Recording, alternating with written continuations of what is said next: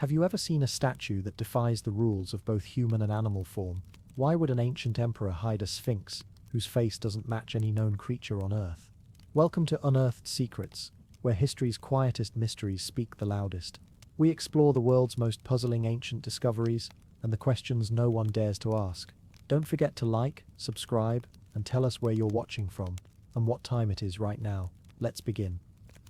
Göbekli Tepe's circular pillar with shallow animal reliefs. Have you ever stood before a doorway that wasn't built for you? A silence in stone that seemed older than memory, older even than belief. Deep in the hills of southeastern Turkey, where the wind cuts low and the dust holds secrets, there is such a place. It is not buried now, though it once was, on purpose, it seems. And at its heart stands a circle. And in that circle, a pillar, just a stone you might think, tall and narrow, shaped by tools not yet supposed to exist, carved lightly, with animals that do not move, yet seem to. This is not a place of kings, nor a temple to a known god. There are no tombs, no inscriptions in any language we recognize. And yet it speaks. The pillar in circle D, tall, almost human in height, adorned with low reliefs of foxes, birds and strange headless figures, might be one of the most unsettling things ever found. And we shouldn't even know it exists. The land around Göbekli Tepe is dry, low and pale in the sun. Olive trees grow scattered across the hills. Shepherds and archaeologists alike tread its dirt paths now. But for thousands of years, this hill, this belly-shaped mound, was just that, a rise of earth with no story on the surface. Underneath, however, the oldest known monumental structures built by human hands had waited, and the pillar, it stood in the middle of it all. Silent, buried with intent, as if those who made it had seen too much, or feared someone else would. Archaeologists believe the pillar dates back to around 9,600 BCE. That is more than 11,000 years ago, thousands of years before the pyramids, before Stonehenge, before writing, before cities, before farming was widespread, before we were supposed to know how to do this. But someone, some group chose this stone, lifted it upright, carved into it not words but images, animals mostly. A fox wraps around the base like a whisper. Birds seem to perch on ledges that aren't there. A headless man hangs low and no one knows why. The pillar is not alone. Dozens like it have been found across several rings at Göbekli Tepe. But Circle D, where this one stands, is the largest, most complete, and most detailed. Each of the massive stones was quarried nearby, then dragged uphill. They're arranged like standing figures, facing inward, with two taller central pillars in the middle, as if presiding. And yet they bear no faces. The reliefs are shallow, not deep carvings, not boasting strength or grandeur. Instead, they whisper. The foxes seem too many. The vultures circle things not shown. There are scorpions, wild boars, snakes, and then hands, not animal paws but stylized human hands, folded across what might be bellies, or maybe not, and eyes, if there are any, are left off entirely, as if the pillars should not see, or as if they see already, without need for eyes. You may wonder, what was it for? That question haunts every stone. There are no burials, no bones, no altars, no fire pits for sacrifice, no obvious signs of worship, and yet it feels religious, feels ceremonial, not in what it shows, but in what it refuses to tell. The pillar in Circle D is still smooth after millennia, worn by time and touched by nothing since it was sealed. Sealed. That's the part we must not forget. Long after the site was used, after who knows how many years of rituals, or meetings, or quiet dread, the people who built it, filled it in, stone by stone, with care. They buried their own monument, and it wasn't a rush job. There was no disaster, no war. They just entombed it, like something dangerous or sacred, or both. No one knows what the pillar's reliefs truly meant. The fox may have been a totemic animal, or a guide between worlds. In Anatolia, the fox often appears in local legends as a trickster, a messenger, even a bearer of souls. The vulture, too, was not just a scavenger. It was, perhaps, a carrier of the dead. These weren't decorations. They were a code, a language written in images, but one we have no key to. It has been suggested, quietly, carefully, that the pillar might represent a cosmic story, that the images are constellations, a sky map, etched in stone. If that's true, then it's one of the oldest astronomical devices we've ever found. But if it's not, then it might be even stranger. Some have called Göbekli Tepe the world's first temple, but that word is too neat. A temple suggests devotion, order, hierarchy. Göbekli Tepe feels older than that. Wilder, a meeting place perhaps, for different groups. A place to gather when the stars aligned, or a place to mourn something no longer remembered, or a warning. The pillar in Circle D has no name. We don't know who carved it, we don't know what they believed, we don't even know if they stayed. There is no sign that anyone lived at Göbekli Tepe permanently. There are no houses, no hearths, no villages nearby from the same period. People may have traveled from afar to be there, and then left again. A pilgrimage to something lost to us. And that loss, that silence, is part of what makes it so eerie. Because we filled in the blanks with guesses. We stood beneath that pillar, the carved fox curling toward our gaze, and we asked, who were you? What did you see? What frightened you so much that you buried it all? There is a presence to the stone, not in any supernatural sense, but in a human one. You feel it. You know that hand-met chisel there. That someone's eyes looked at a blank stone and saw a message, not a story, not a law, but something older than both, a fear, maybe, or a pattern they couldn't explain, but had to honor. And that's what Göbekli Tepe leaves us with. Not answers, but questions, questions in stone. A pillar upright, alone, with animals that do not belong to any single myth, and hands that rest in silence. When night falls over the hill, and the stars rise in their old rhythms, it is easy to imagine the people returning, not in ghostly form, but as memories, carrying torches, singing in languages no longer spoken, gazing up at the stones they raised, wondering if they meant what they thought they meant, wondering if someone else would one day understand, but no one has, and maybe that's the point. The pillar is not a message for us, it was a mirror, one that reflected what the builders feared, what they honored, and what they dared not speak aloud. The fox, the vulture, the man without a head, each carved in low relief, each watched by stone that cannot see, and cannot forget. They buried it, you remember, not to preserve it, but to put it away, and then we dug it up again.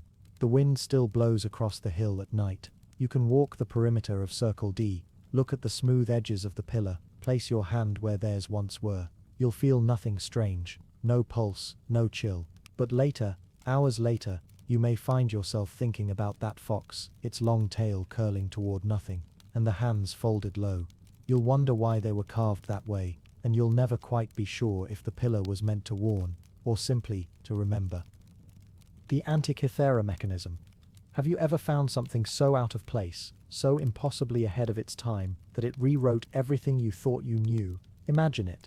Sunlight filtering softly through the currents of the Mediterranean, long-forgotten timbers swaying quietly on the seafloor, bronze green with age, and among them, wheels, tiny teeth, a puzzle of gearwork so intricate, it seemed as though it had fallen through time itself. The year was 1901. Off the island of Antikythera, Greek sponge divers searching for natural sponges encountered something stranger than sea life, a Roman shipwreck. Scattered across the seabed were statues, amphorae, and decayed hull fragments, all draped in coral and stillness. But tucked away inside a nondescript lump of corroded metal and rock was something different, something that did not belong. It would be years before anyone realized what they were holding. At first it was simply dismissed, a barnacle-covered curiosity, little more than shipwreck debris. Yet even the early observers noticed something odd. Embedded inside were small, finely cut gears, not ornamental, not decorative, but functional, purposeful, meant to move together.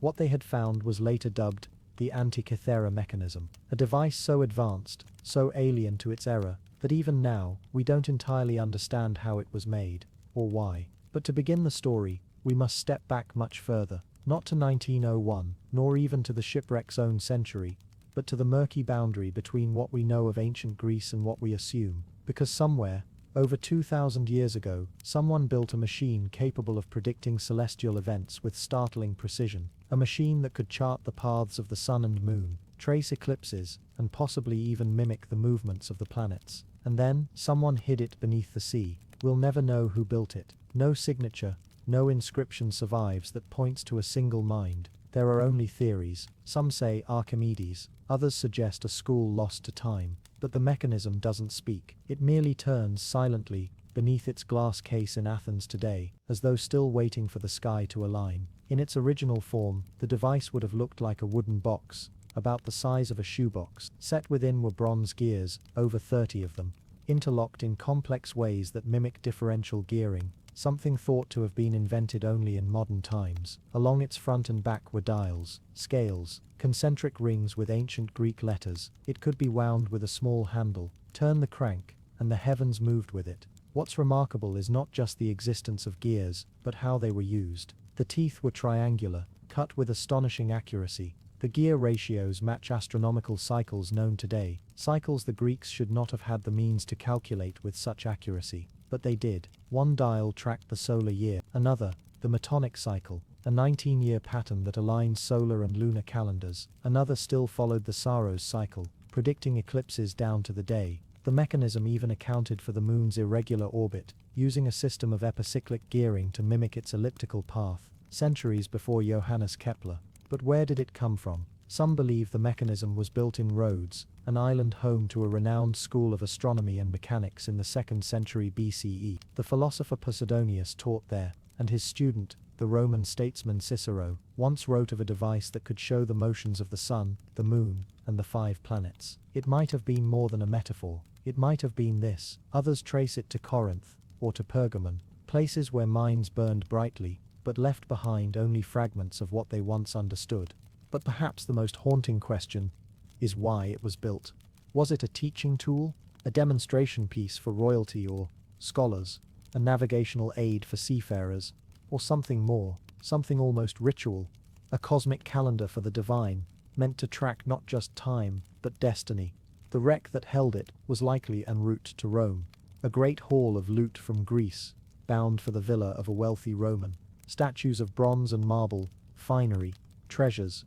Among them, this mechanism, sealed in a box, already ancient in its own time. Perhaps it was meant for display in a palace, or perhaps someone feared what it could do.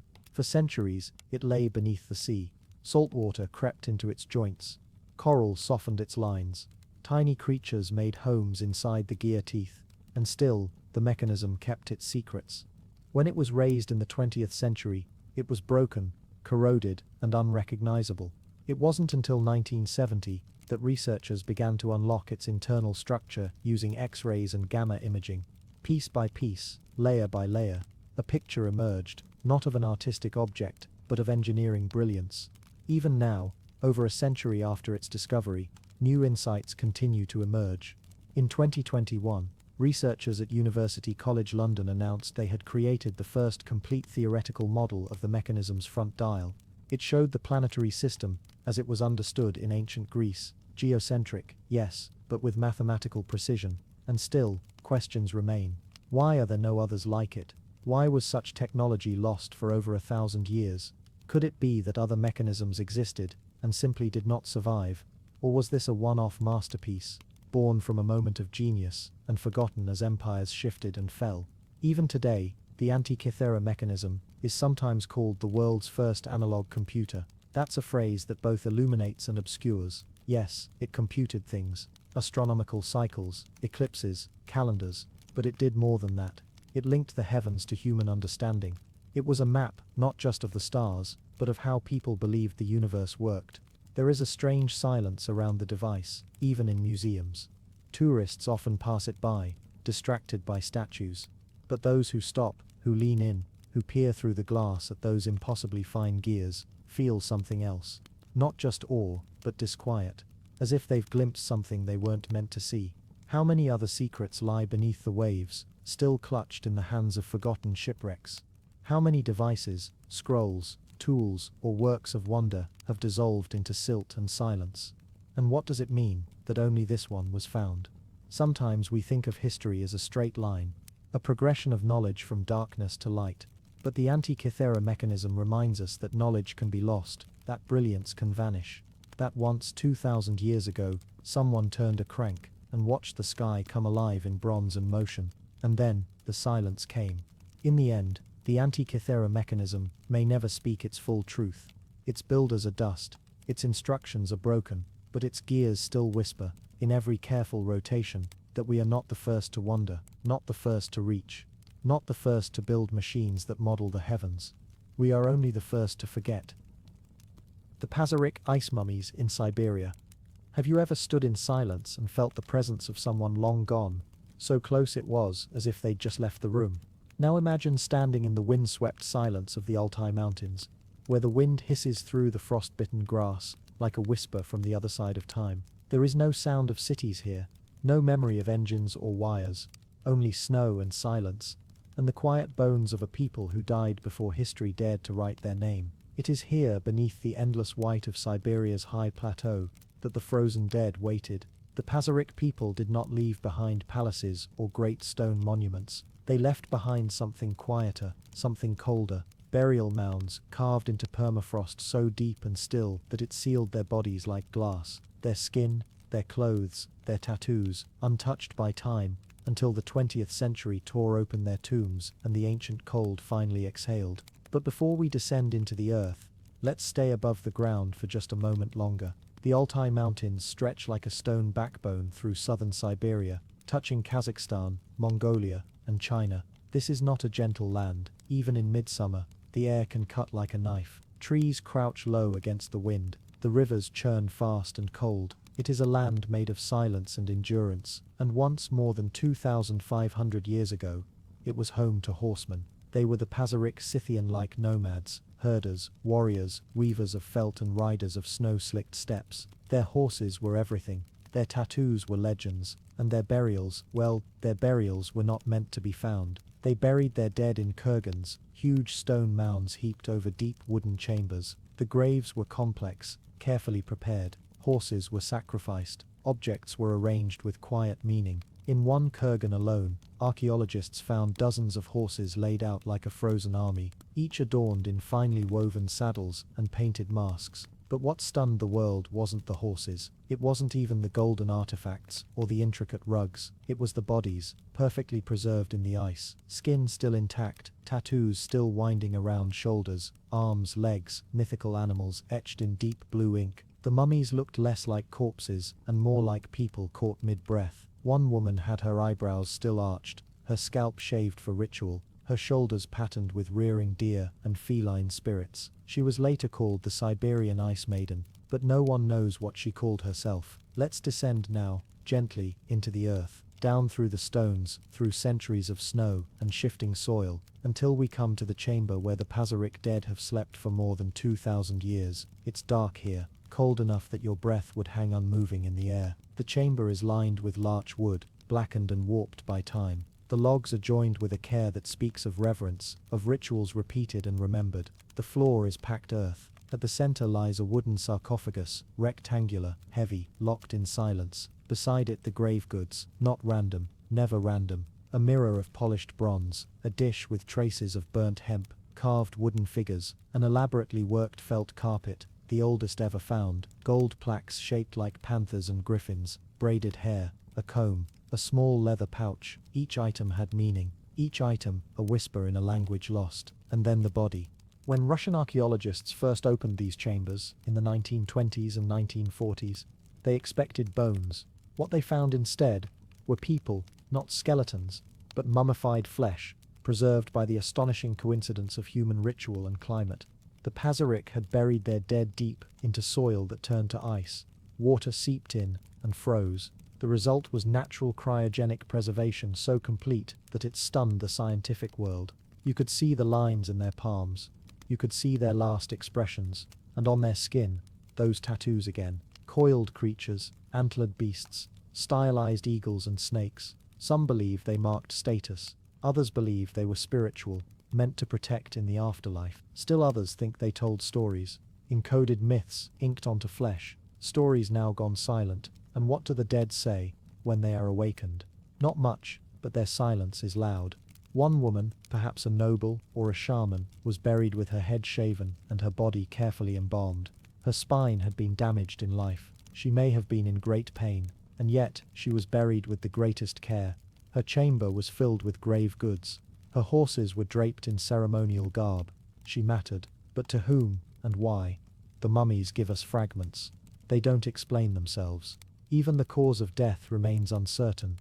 There are no battle wounds, no marks of illness. Some may have died of exposure, others perhaps in ritual, and always, the ice watched, waiting.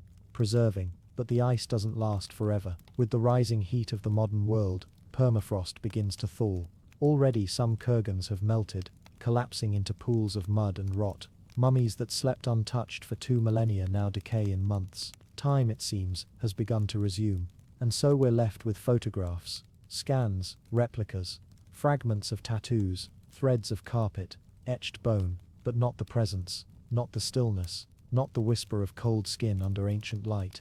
The Altai still remembers, the wind still sings across the steppes, the snow still settles over forgotten graves, but something has shifted. The dead no longer sleep undisturbed. Even now, the Pazyryk tombs that remain are being studied, some by scientists, some by looters. In the rush to preserve, something is always lost. A context, a footprint, a silence that cannot be recreated in labs or museums. What did the Pazyryk believe would happen after death?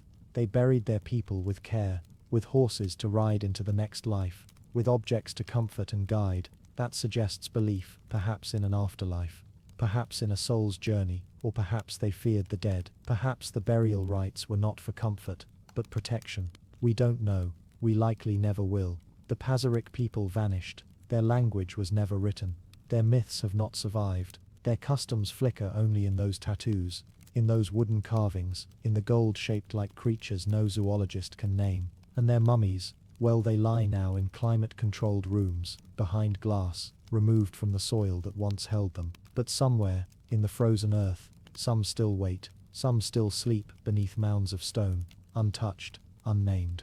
Perhaps there's one beneath a pine tree right now, covered in moss, hidden from satellites, watching. Perhaps the frost still holds stories we're not meant to find, and perhaps that is the final mystery of the Pazyryk. Not that they lived, but that they were never meant to be remembered. And yet, they were. Their silence, louder than time. Their presence, colder than death. Their tattoos, still watching. The Saqqara Serapeum's Apis bull sarcophagi. Beneath the desert sands of Saqqara, where the air carries the weight of thousands of years, there lies a series of stone corridors so still, so cold, and so geometrically precise, that they seem untouched by the passing of time.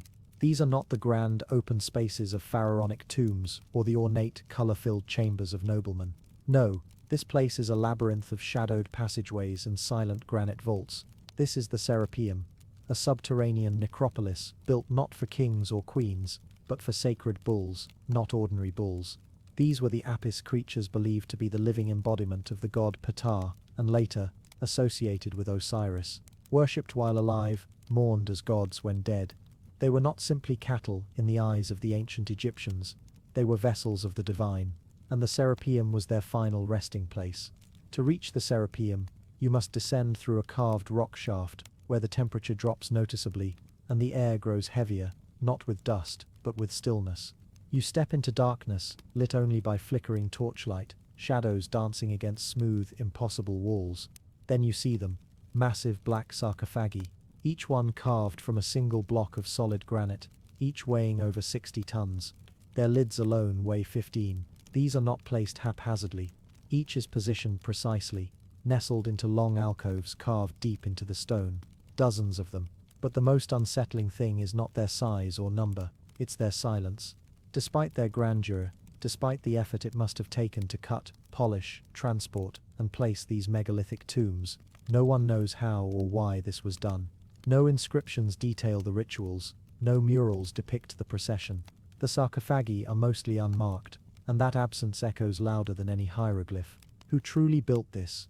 When? And why? The mainstream explanation suggests the Serapeum dates to the 13th century BCE, during the reign of Ramesses II, that the site was used for over 1,300 years, that each Apis bull was mummified, entombed with ceremony, and sealed in these granite coffins. But let's pause here, because something doesn't quite add up. The logistics of just moving one of these coffins, even today with cranes and transport vehicles, would be daunting. But there are over 20 of them. How were they moved through narrow sloping corridors carved into solid bedrock? How were they lowered into place? And why does the precision of their corners, the polish of their interiors, suggest machining beyond what Bronze Age tools could reasonably achieve? This is the silence that surrounds the Serapeum. Not just the hush of tombs, but the unanswered questions buried deeper than the bulls themselves. Even their placement tells a strange story. Each sarcophagus is housed in a chamber of its own, aligned along a long hallway. They face no particular celestial alignment. They hold no apparent architectural function beyond containment. But still their positioning feels intentional, as though someone or something long ago knew exactly where each piece needed to be. Open some of the lids, as archaeologists have done, and you'll find them empty. No remains, no apis. Others contain bones, some of them disarticulated. A few are sealed entirely, unopened to this day. Why are so many empty? Were they robbed in antiquity, or were some never used at all? And if they were never used, why go through the monumental effort of building and placing them? The Serapeum forces us to confront a truth often avoided in archaeology. Sometimes we don't know, and sometimes the evidence refuses to tell us. It doesn't stop people from guessing. Some say the Apis cult grew so influential that this site became not just a burial ground, but a place of pilgrimage, a sacred underground cathedral to a divine animal that outlasted dynasties. Others suggest something far stranger: the precision, the scale, the unexplained emptiness. Could the Serapeum be older than we think? Some researchers believe the granite sarcophagi may predate the rest of the complex, relics of a lost civilization whose technologies have long since vanished. There's a theory that resonates in quiet corners of fringe academia, that these chambers weren't just tombs, but containers, vaults, not for burial, but for protection. Protection from what, or of what? No answers, only questions. The archaeologist Auguste Mariette, who rediscovered the Serapeum in 1851, described the moment the sands gave way to reveal the hidden shafts. The air that rushed out was ancient, untouched. He felt, he said, that he was being watched. And even now, visitors to the Serapeum describe a palpable presence, not malevolent, but not welcoming either, as if the air itself holds memory. There is an almost mechanical precision to the entire place. Corridors that run like clockwork arms, alcoves like gear teeth, and the sarcophagi like anchors. Some have noted how the granite's acoustic properties amplify sound in strange ways. A whisper can travel the length of the hall. A single knock on stone rings like a bell. Was this intentional? Was sound part of the ritual? Or is this too a coincidence? The more you linger here, the more reality feels thinner. Even the tools required to make the sarcophagi are a mystery. Bronze tools, which were the best the Egyptians had at the time, would have barely scratched the surface of this Aswan granite.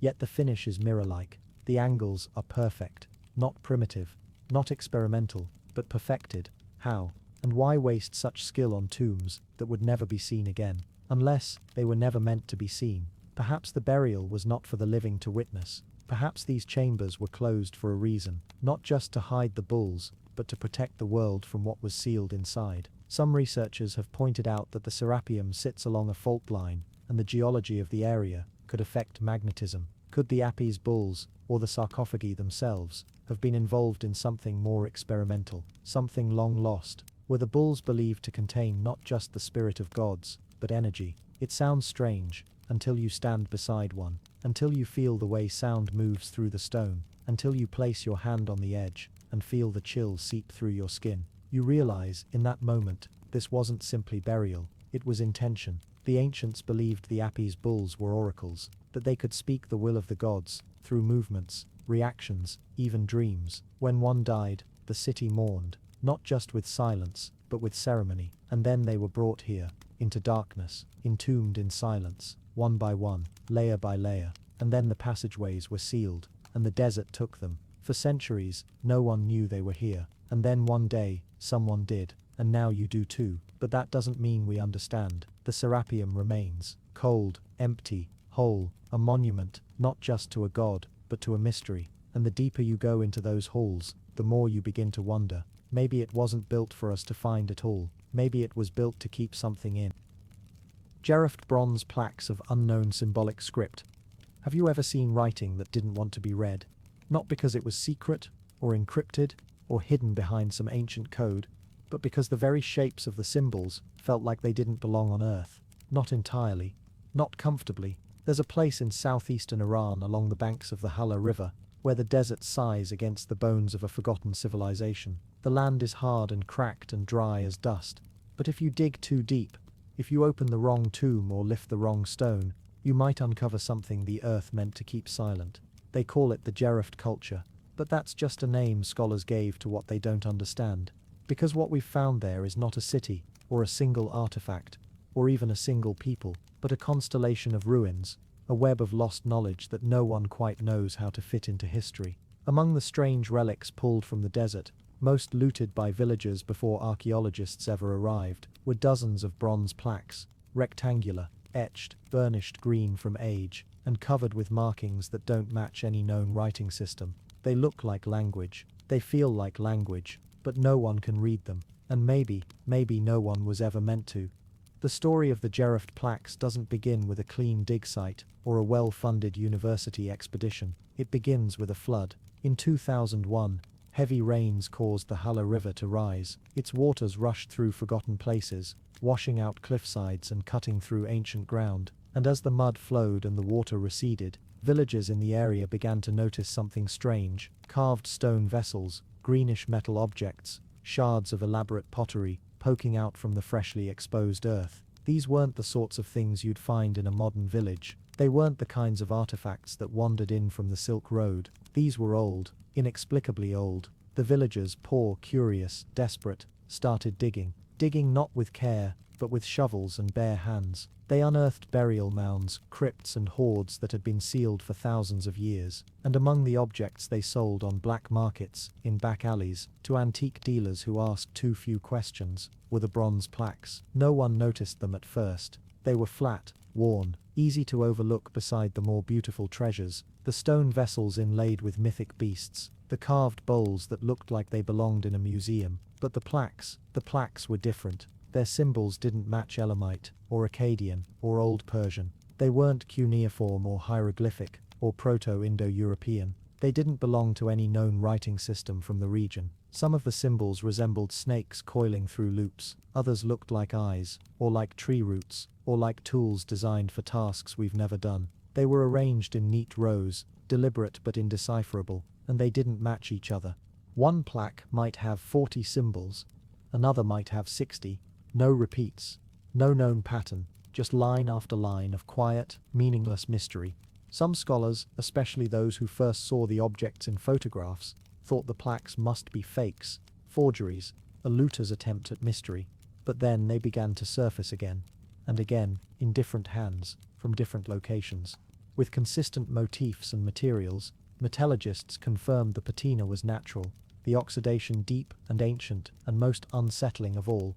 Some of the plaques were found buried alongside other objects undeniably real, grave goods, carved cylinder seals, ritual vessels. Someone had buried them together, and someone, long ago, had taken the time to etch these plaques carefully, laboriously, using tools we still haven't identified. There are two main questions scholars keep asking about the plaques. The first, is it writing? The second, if so, why can't we read it? There are rules to deciphering lost scripts. If a writing system is real, if it was ever truly used, it will show certain patterns, repetitions, word breaks, context clues. You can compare it to known languages, use frequency analysis, look for syntax. That's how Linear B was cracked. That's how scholars worked through Sumerian and Ugaritic and even Mayan glyphs. But with the Unearthed plaques, nothing holds. The symbols don't repeat often enough. They don't group the way words usually do. They don't even behave like pictographs. There are no clear determinatives, no symbols for man or water or sun. One plaque shows 25 symbols that never appear on any of the others. Another contains a looping motif that almost seems to shimmer, like it was etched to be seen at an angle, or in firelight. Or perhaps not seen at all. Some theorists, working more with intuition than academia, have suggested the plaques weren't meant to be read with the eyes, that they were ritualistic, mnemonic, or symbolic in some metaphysical sense. Others think the plaques may be a form of proto-writing, not true language, but a system for encoding ideas only the initiated would understand. A priestly class, a secret society, a vanished sect. Still others whisper of something older, something outside the arc of our known civilizations, an offshoot, a cousin, a culture born in the mountains and vanished before history began, because the deeper you dig in Unearthed, the stranger things get. Some of the burial sites stretch back to the 3rd millennium BCE, contemporary with early Mesopotamia, but their artifacts don't match Mesopotamian styles. Their gods are different, their symbols unique, their artistry hauntingly modern in places. There are carvings of composite creatures, half man, half scorpion. There are winged figures that don't quite match anything in Sumerian or Assyrian lore. And always, there are the staring eyes. One artifact, found in a grave site near the plaques, depicts a human face surrounded by 6 stylized branches, almost like antennae. Another shows a figure with elongated arms, curled protectively around a smooth, eyeless orb. Some believe these are merely expressions of myth. Others wonder if they were instructions, warnings, or perhaps invitations. The bronze used in the plaques is itself unusual. Analysis suggests a purity and technique not common for the region at that time. Some of the plaques bear faint scorch marks, like they were exposed to fire, but not destroyed by it. Were they part of some ritual, an offering, a system of magic no longer remembered? No one can say, but perhaps the most chilling detail is this. Among the few plaques recovered in archaeological contexts, those not stolen or sold, many were found deliberately broken, snapped cleanly in half. Some were buried with one half missing. Others were shattered, then placed in urns. It's as if someone long ago tried to erase what they'd written, or perhaps to stop it from being read again. Even if we never decipher the symbols, the plaques say something loud and clear. This civilization, whatever it was, had something to say, something worth carving into metal, something they carried to the grave, and then tried to bury forever. Why? That's the real mystery. Was it knowledge too dangerous to survive? A history too shameful to remember? Or was it simply the language of a people who left no other trace? There is no Rosetta Stone for Unearthed, no bilingual tablet to save us. Just these weathered bronze plaques, and the haunting sense that we're looking at something we're not meant to understand. And when you stare at them too long, at those coiling symbols and empty repetitions, you start to wonder, what if the plaques aren't language at all? What if they're not trying to say something to us? What if they're listening? And what if, after all these years of silence, they're waiting for an answer? The bannerstone carvings of late archaic North America. Some things are lost, not in time, but in understanding. You can hold them, trace their edges, weigh them in your hands, and still not know why they were made, or for whom, or what secrets they were meant to carry. Such is the story of the bannerstones, beautiful, silent artifacts carved thousands of years ago by the hunter-gatherers of ancient North America. They lie scattered across fields, riverbeds, and forested hollows, long divorced from the hands that shaped them. This isn't a story of kings or empires. There are no great pyramids, no ruined cities swallowed by jungles. Instead, this story winds through quiet woodland trails, down silt-laden creeks, and into the slow unfolding mystery of a forgotten people and the strange stones they left behind. The bannerstones. Symmetrical, balanced, perfectly drilled, some shaped like butterflies, others like wings, double axes, or hourglasses. They're made of materials too beautiful for function. Banded slate, quartz, polished greenstone. They are often pierced through the center with a hole too smooth to have been made by chance, and yet too precise to seem ancient. To pick one up is to feel deliberate intent, but no one can quite agree on what that intent was. We begin in the late Archaic period, about 3000 to 1000 BCE. The forests of eastern North America are dense, humid, and alive with the rustling of deer, turkeys, and migrating flocks. People live in small mobile groups, hunting, fishing, gathering. The land provides, but never easily. Tools must be carried, invented, adapted. Everything must serve a purpose. And yet, someone, somewhere, starts carving these curious stones. What were they for? Some believe bannerstones were weights for atlatls, spear throwers, a way to stabilize the throwing motion, add velocity, or reduce vibration. It's possible. Many are found broken, perhaps from impact. Others are buried whole in graves, suggesting symbolic meaning, and still others are discovered hundreds of miles from their source stone, traded, gifted, or carried like heirlooms. Whatever their purpose, they were not casually made. A single bannerstone might take days or weeks to carve, requiring knowledge of stone properties, symmetry, and boring techniques. The ancient craftspeople would peck the stone into shape with harder rocks, then grind it smooth with sand and water. To bore the central hole, sometimes over an inch wide, they likely used a cane reed and a slurry of abrasive grit. The result? A flawless cylindrical shaft, drilled through solid rock with no modern tools. It's not just the workmanship that puzzles archaeologists, it's the aesthetics. Why make them so beautiful? Why make them from rare stones, with such care for shape and balance? Why the butterfly forms, the wings, the flowing curves? Why carry them far from home? One theory suggests they had ceremonial or spiritual roles. In burial sites, banner stones have been found near the hands or chests of the deceased, perhaps as status symbols, sacred tools, or items for the journey beyond. Some are found burned, deliberately broken, or placed in water, ritual acts we can only guess at. Were they totems, emblems of a clan, offerings to unseen spirits? Others suggest they were musical. Yes, musical. When swung or spun, perhaps their shapes created vibrations, whistling sounds, or rhythmic pulses. This idea has been difficult to test, but it lingers, supported by the possibility that ancient peoples understood harmonic resonance better than we assume. Still others think they were symbols of personal power, like a modern badge or scepter. You carry a banner stone not because it helps you throw a spear, but because it shows who you are, your lineage, your skill, your belonging. And then there's the possibility that they meant many things at once, that utility and beauty and meaning were not separate categories in the archaic mind, that a thing was useful because it was beautiful, that to be sacred was to be practical, that to hold a banner stone was to feel all of that at once. Across thousands of years, in sites from Ohio to Florida, Kentucky to New York, banner stones emerge from the soil like old questions. Some are intact, others shattered. Their forms are unmistakable. In museums, they sit behind glass, mute and strange, their original context lost. In private collections, they're sometimes prized for their beauty alone, and in the archaeological record, they remain elusive, classified by type, but rarely understood. The names given to their shapes are oddly poetic: butterfly, reel, plummet, hourglass, winged. Each form may have had a distinct meaning, or none at all, and the naming, of course, is modern, an attempt to classify the unknown. One banner stone may resemble a pair of outstretched wings, sharp and elegant; another, a coiled spiral; yet another might have a sharp keel-like ridge and deep flared ends, like a ship's prow. The diversity of design suggests evolution of ideas, experiments, regional styles, cultural borrowing. Some are clearly older, more crude; others are polished to a sheen, their symmetry nearly mathematical. What culture made them? The people who carved banner stones left no writing. Their languages are gone, unrecorded.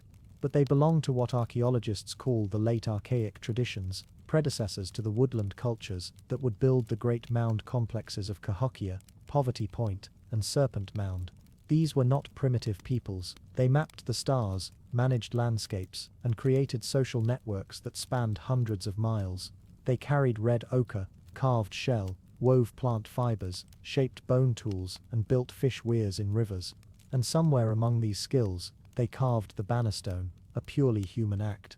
A choice to make something unnecessary, but deeply important. In Kentucky, near the Green River, banner stones were found in shell middens, ancient trash heaps that became layers of soil. In Illinois, they appeared in burial mounds, placed alongside the dead. In Florida, they've turned up near springs, often fragmentary, suggesting long-distance travel and trade. Each discovery adds to the riddle, but none solves it. And here's where the story gets stranger. In some cases, banner stones have been found with clear evidence of repair. Cracked or split stones were carefully drilled again, bound with resin, or worn smooth around the damage. Someone cared enough to fix them, not discard them. That kind of attention hints at emotional value, not just utility. In other cases, banner stones were intentionally broken, perhaps as part of a ritual. Snap one in half, bury it, offer it to the earth or to the river.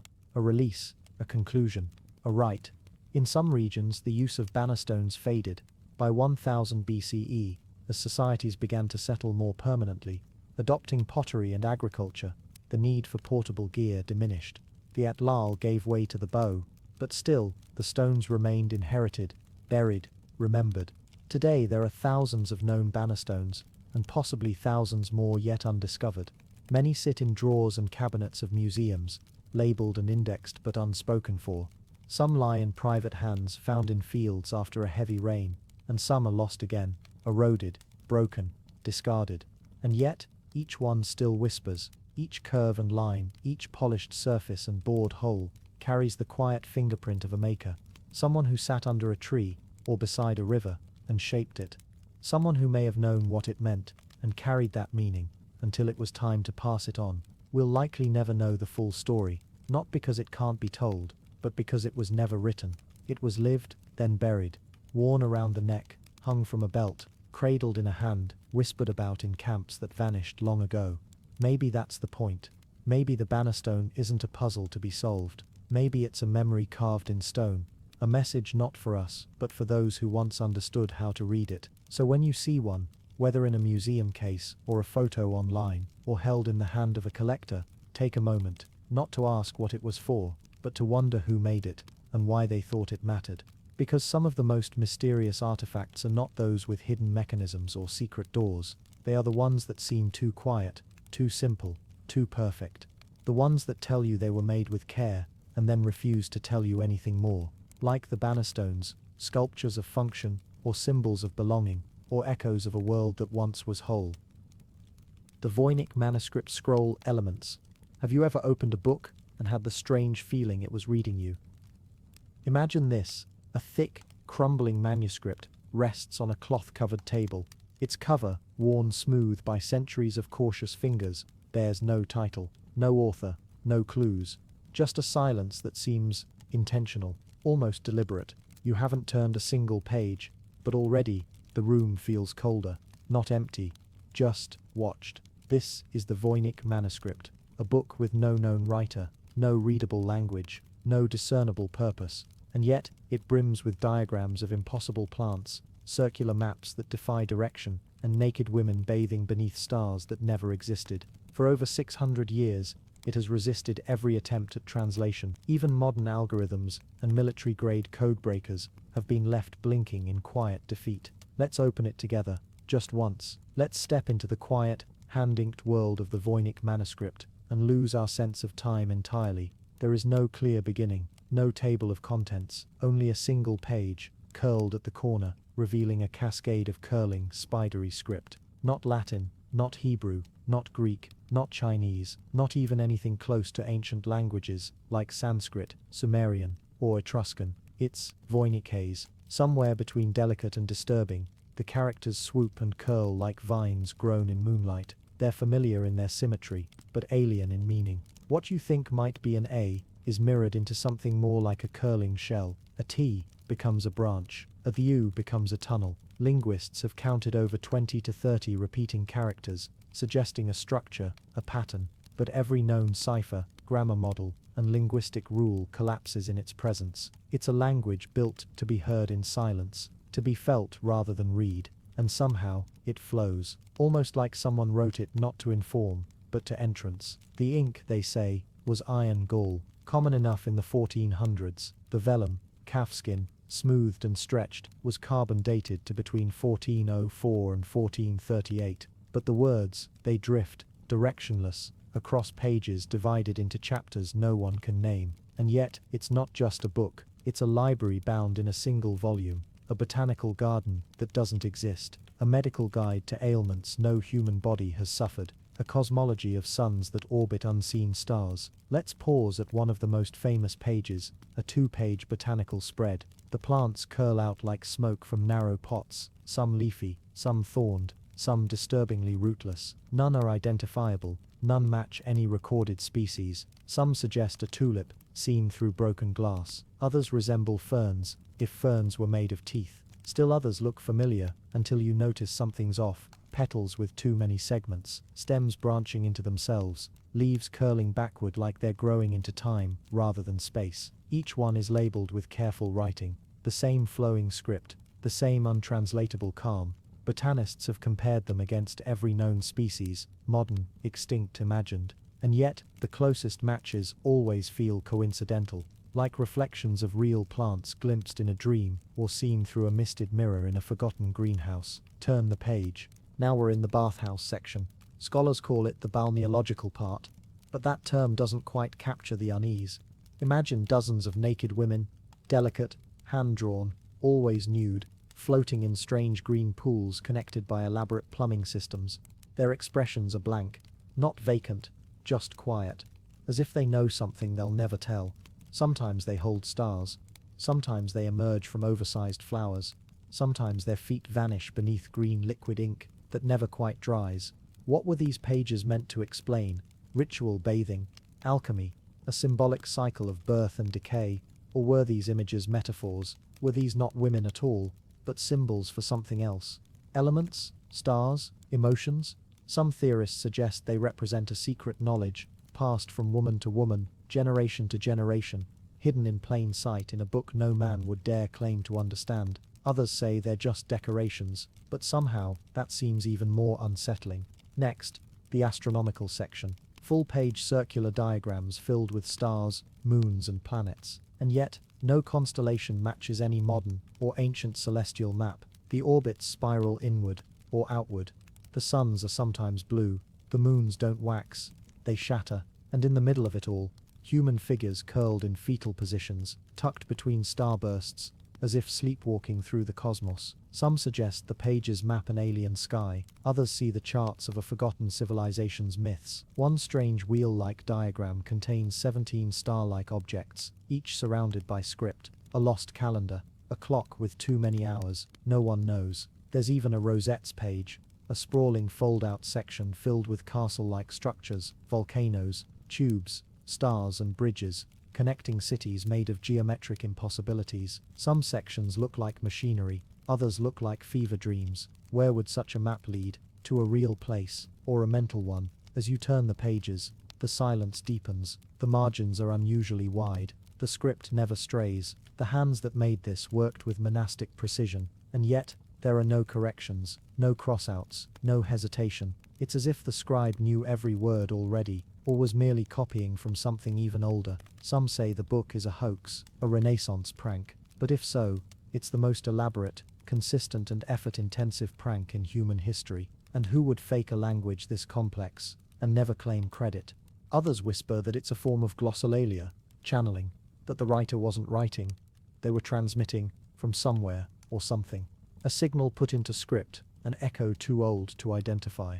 Over the years, cryptographers, scholars, mystics, and codebreakers have all tried their hand. The British and American intelligence services, academic linguists, AI, none succeeded. One machine learning model tried to decode it using Hebrew roots. Another claimed to find patterns suggesting East Asian syllabary structure. Still, the meanings remained hollow. Any answer seems too neat, like a lock clicking without turning a bolt, and the more we try, the more the manuscript seems to adapt, evading analysis, slipping just out of focus, like it wants to be looked at, but never understood. Who owned it? We know that by the early 1600s, it was in the hands of Emperor Rudolph II of the Holy Roman Empire, who believed it was written by Roger Bacon, a 13th century alchemist. He reportedly paid 600 gold ducats for it, equivalent to a lifetime's fortune. After that, it vanished for centuries. It resurfaced in 1912 in Italy, purchased by a Polish book dealer named Wilfrid Voynich, who gave it the name we now use. He believed it was a cipher, possibly holding ancient Greek or Arabic knowledge, encoded by early scientists.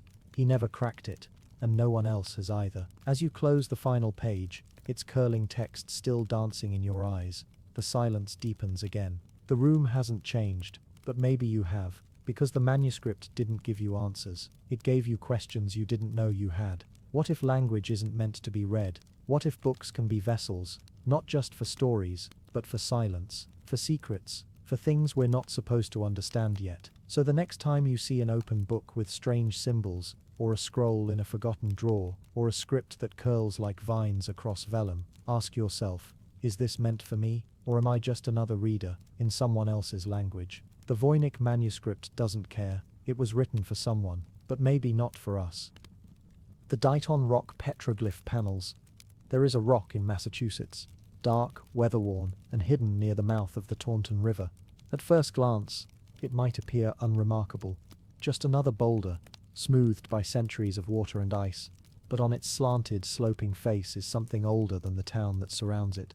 Etched into its granite surface are hundreds of symbols, shapes, and markings, faint and uncertain, but stubborn in their mystery. This is Dighton Rock, 5 feet long, 3 feet tall, and covered in a language no one has ever fully translated. For centuries, people have come here to try, to look, to imagine, and to wonder if they're standing at the edge of a forgotten world. Let's go there now, not in a rush, but gently. The Taunton River is wide and lazy here. The trees lean in from both sides, as if peering into the water to glimpse something. The wind is soft. It smells of brine and pine needles. Somewhere, a bird calls once and then falls silent, and there where the river bends and the land slopes down, is the rock. It rests there like a sleeping animal, and on its skin, scratches, loops, spirals, dots, angles, and symbols. Some are shallow and thin, like they were carved in haste. Others are deep and bold, dug into the stone with patience. All of them are old, very old, and no one knows who put them there. The first person to write about the rock was a colonist named Reverend John Danforth. In 1680, he made a sketch of it, carefully tracing the markings he could see. His drawing still exists, held in old archives, and what's strange is how much of it no longer matches what you'll see on the rock today. Not because the symbols have eroded, though they have, but because no two people have ever quite agreed on what they're looking at. To some, the marks are indigenous, created by the original peoples of the land, long before colonists arrived. Some believe the Algonquian-speaking peoples carved them as part of a ceremony or a calendar or a memorial. Others say the carvings aren't consistent with known Native American styles, at least not the ones catalogued by early anthropologists. But then again, those catalogues were made with limited knowledge, and Dighton Rock might predate them all. Others see European letters, names, ships, crosses. Some think it was the Norse Vikings who came down from Vinland, leaving behind cryptic records of their presence. Others are certain it's Portuguese. One theory claims that Miguel Corte Real, a Portuguese explorer who disappeared in 1502, made it to New England and left this message as a sign. Still others see symbols not from Europe or the Americas, but from Asia. Some have claimed similarities with Phoenician or even early Chinese characters. The rock doesn't confirm or deny any of it. It just sits there, silent, watching the river go by. There's something quietly eerie about that silence. Imagine all the years that have passed since the first hands touched this stone. The forests grew, fell, and grew again. Seasons circled endlessly. Snow and rain, frost and thaw. Empires rose and vanished. People walked past it, forgot it, remembered it again. The markings stayed, even as theories stacked up like driftwood. In the 1800s, a man named Edward Kendall visited the site and wrote in his journal that he felt the markings were undoubtedly indigenous in origin. But just a few decades later, other scholars insisted they saw Latin characters. Even the Smithsonian studied it. And still no definitive answer, because the problem isn't just the age of the markings, it's the variety. There is no obvious pattern. Some shapes look like letters, some resemble animals, others look like stars, or spears, or boats, or simply nothing we can name. One pattern in particular looks like a grid, or a map. Some have traced the shapes and matched them to coastlines or constellations, but the more you study it, the more it resists being known. It is perhaps not meant to be solved. At one point in the early 20th century, people began to argue that the rock should be moved. The river kept rising, sometimes flooding it. Visitors kept chipping away pieces, hoping to take home a mystery, so the state built a small museum around it. Today you'll find Dighton Rock inside a plain brick building in Berkeley, Massachusetts, safe, dry, and preserved. But that has only deepened the sense of mystery, because taking it out of the elements removed its context. Now behind glass, under lights, the markings feel even more ancient, as if they were carved by something we've forgotten how to understand. Visitors come. They walk slowly around it. They take photos, they whisper. Some of them just stare, and you can almost see the question in their eyes. Who made this, and why? Let's go back again, in our minds. Back to the riverside, before the town, before the museum, before the name Dighton Rock was ever spoken aloud. It's late summer. The air is warm but fading. The insects buzz low in the grass, and someone steps out of the forest.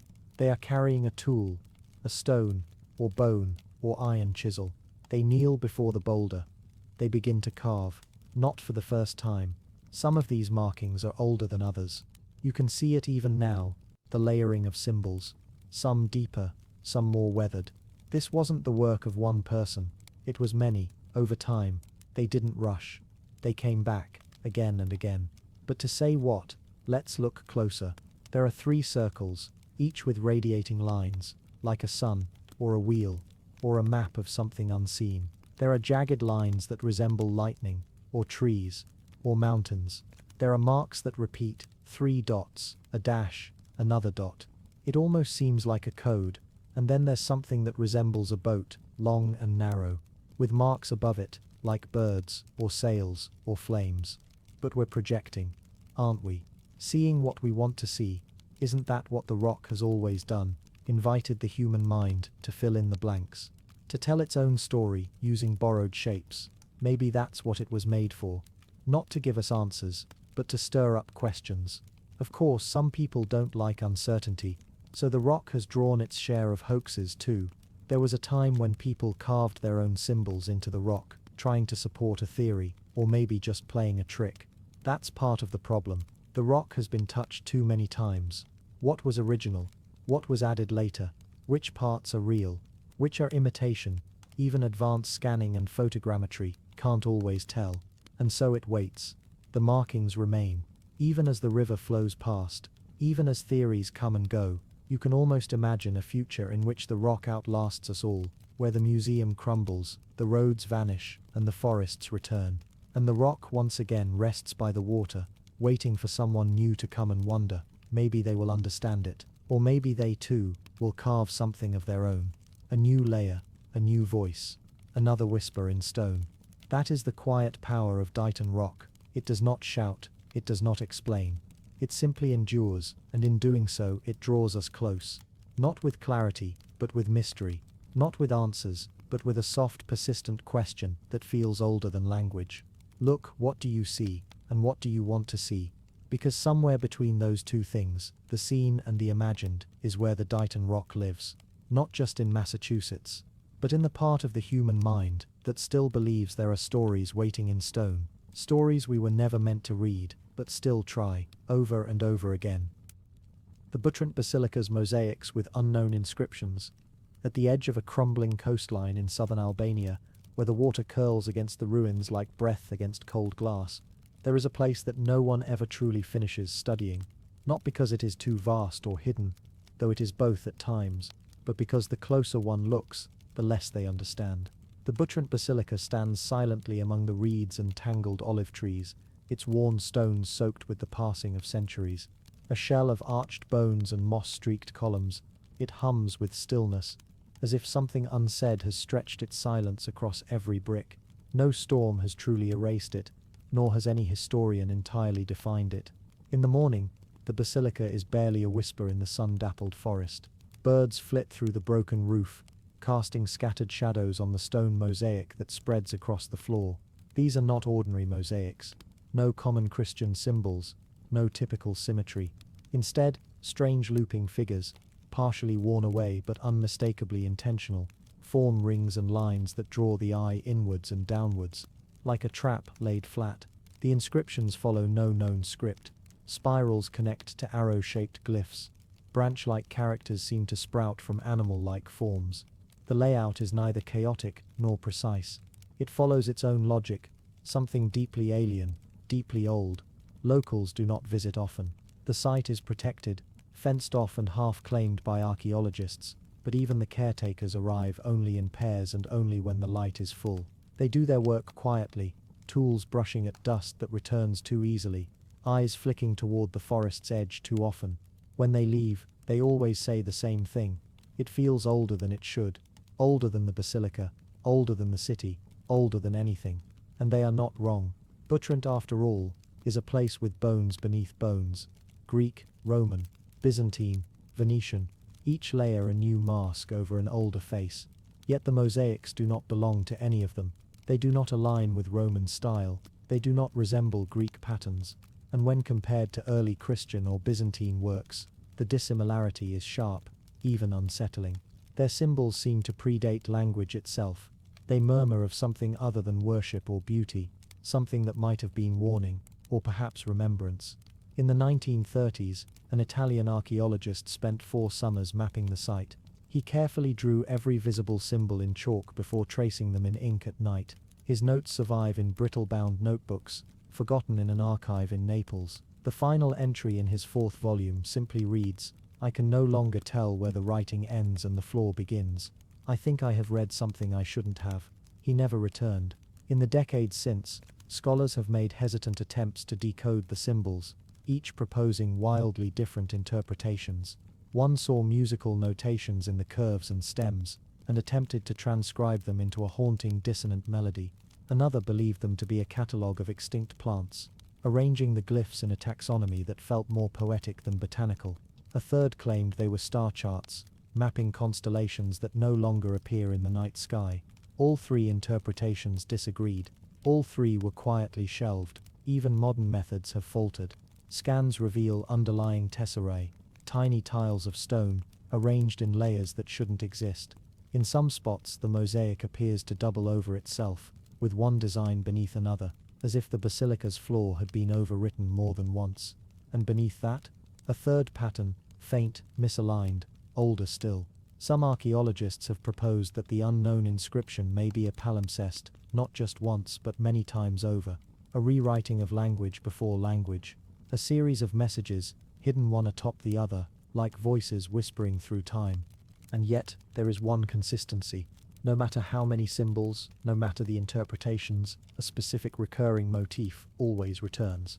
A spiral, tightly wound, with 3 small dots at its edge. It appears at the corners of the basilica, at the base of certain pillars, in isolated clusters far from the main floor, always the same, always undisturbed.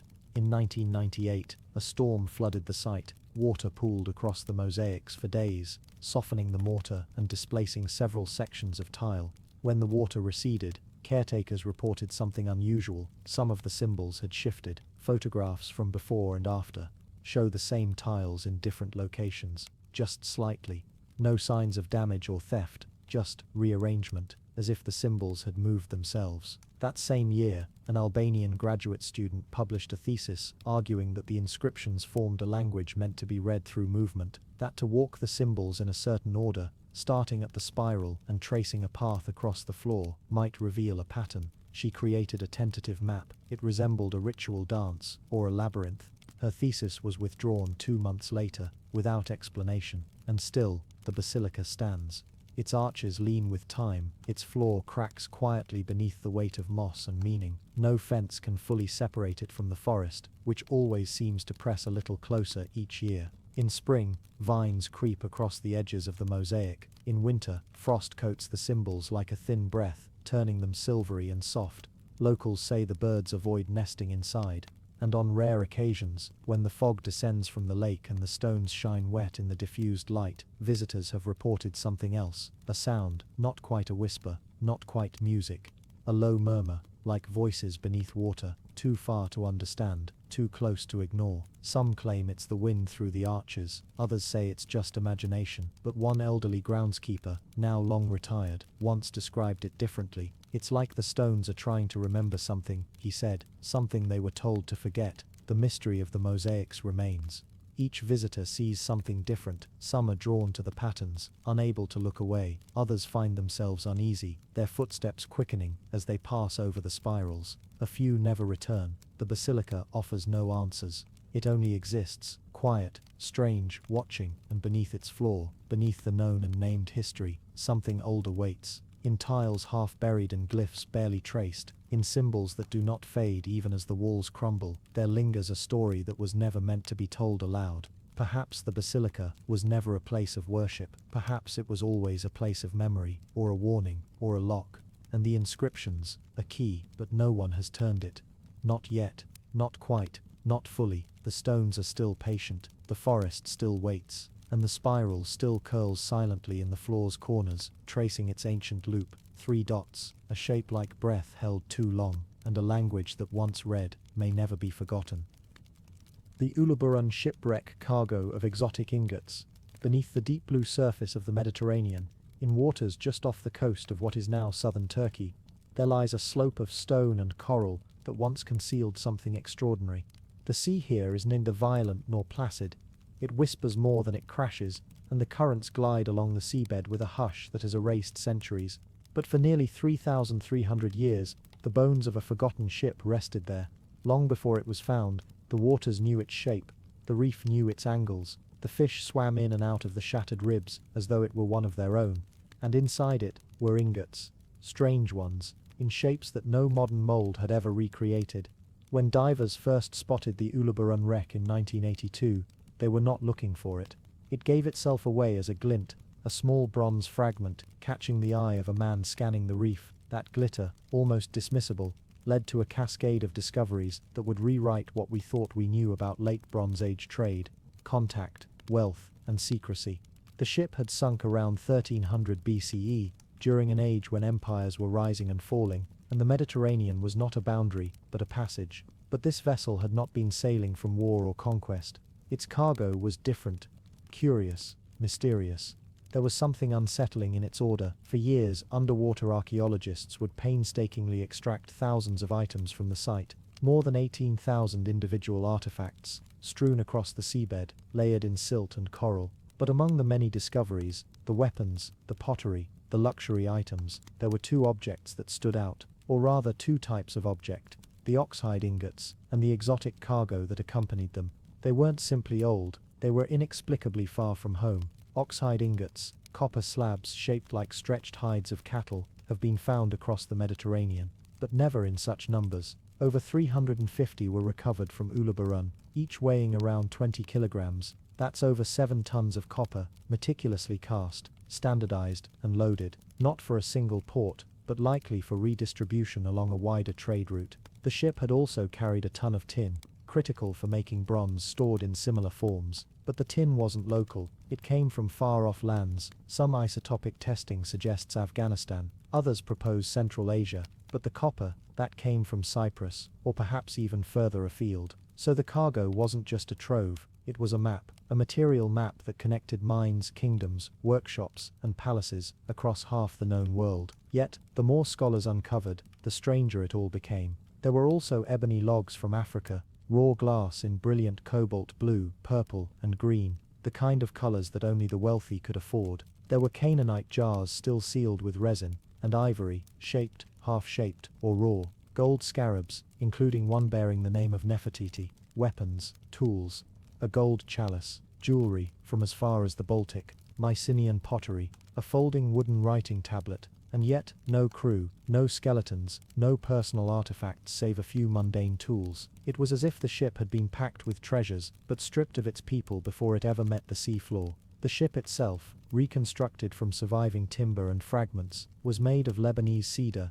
pegged together with mortise and tenon joints. Its construction, like its cargo, suggested a web of influence spanning dozens of cultures. Some believe it was a royal shipment, others suggest it was a merchant vessel, but the most compelling theory, that it was diplomatic, a floating embassy, carrying tribute, samples, symbols of power and partnership between kings. And that's where the discomfort begins. Because the deeper the investigation went, the more questions emerged that had no clear answers. Why was the cargo so heterogeneous, so deliberately mixed? Was it intended for a single destination, or was it a floating warehouse that would trade piece by piece? Why did it carry so many uninscribed objects? No tablets, no manifests, no names of senders or recipients. It was as though the transaction itself was meant to be silent. And then there are the ingots, those signature oxides. Thousands have been found across the ancient world, but no kilns, no foundries, no workshops with the same exact molds.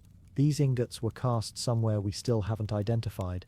Their shape, a stylized abstraction of a cattle hide, isn't functional. It's symbolic.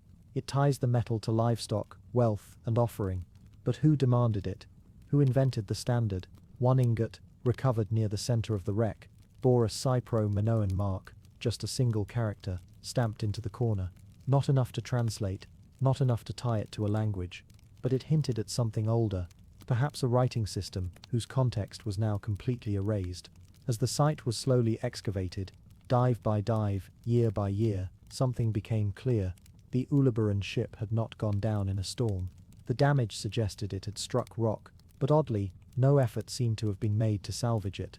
The cargo was not looted. The site remained untouched for millennia, as though someone had wanted it hidden.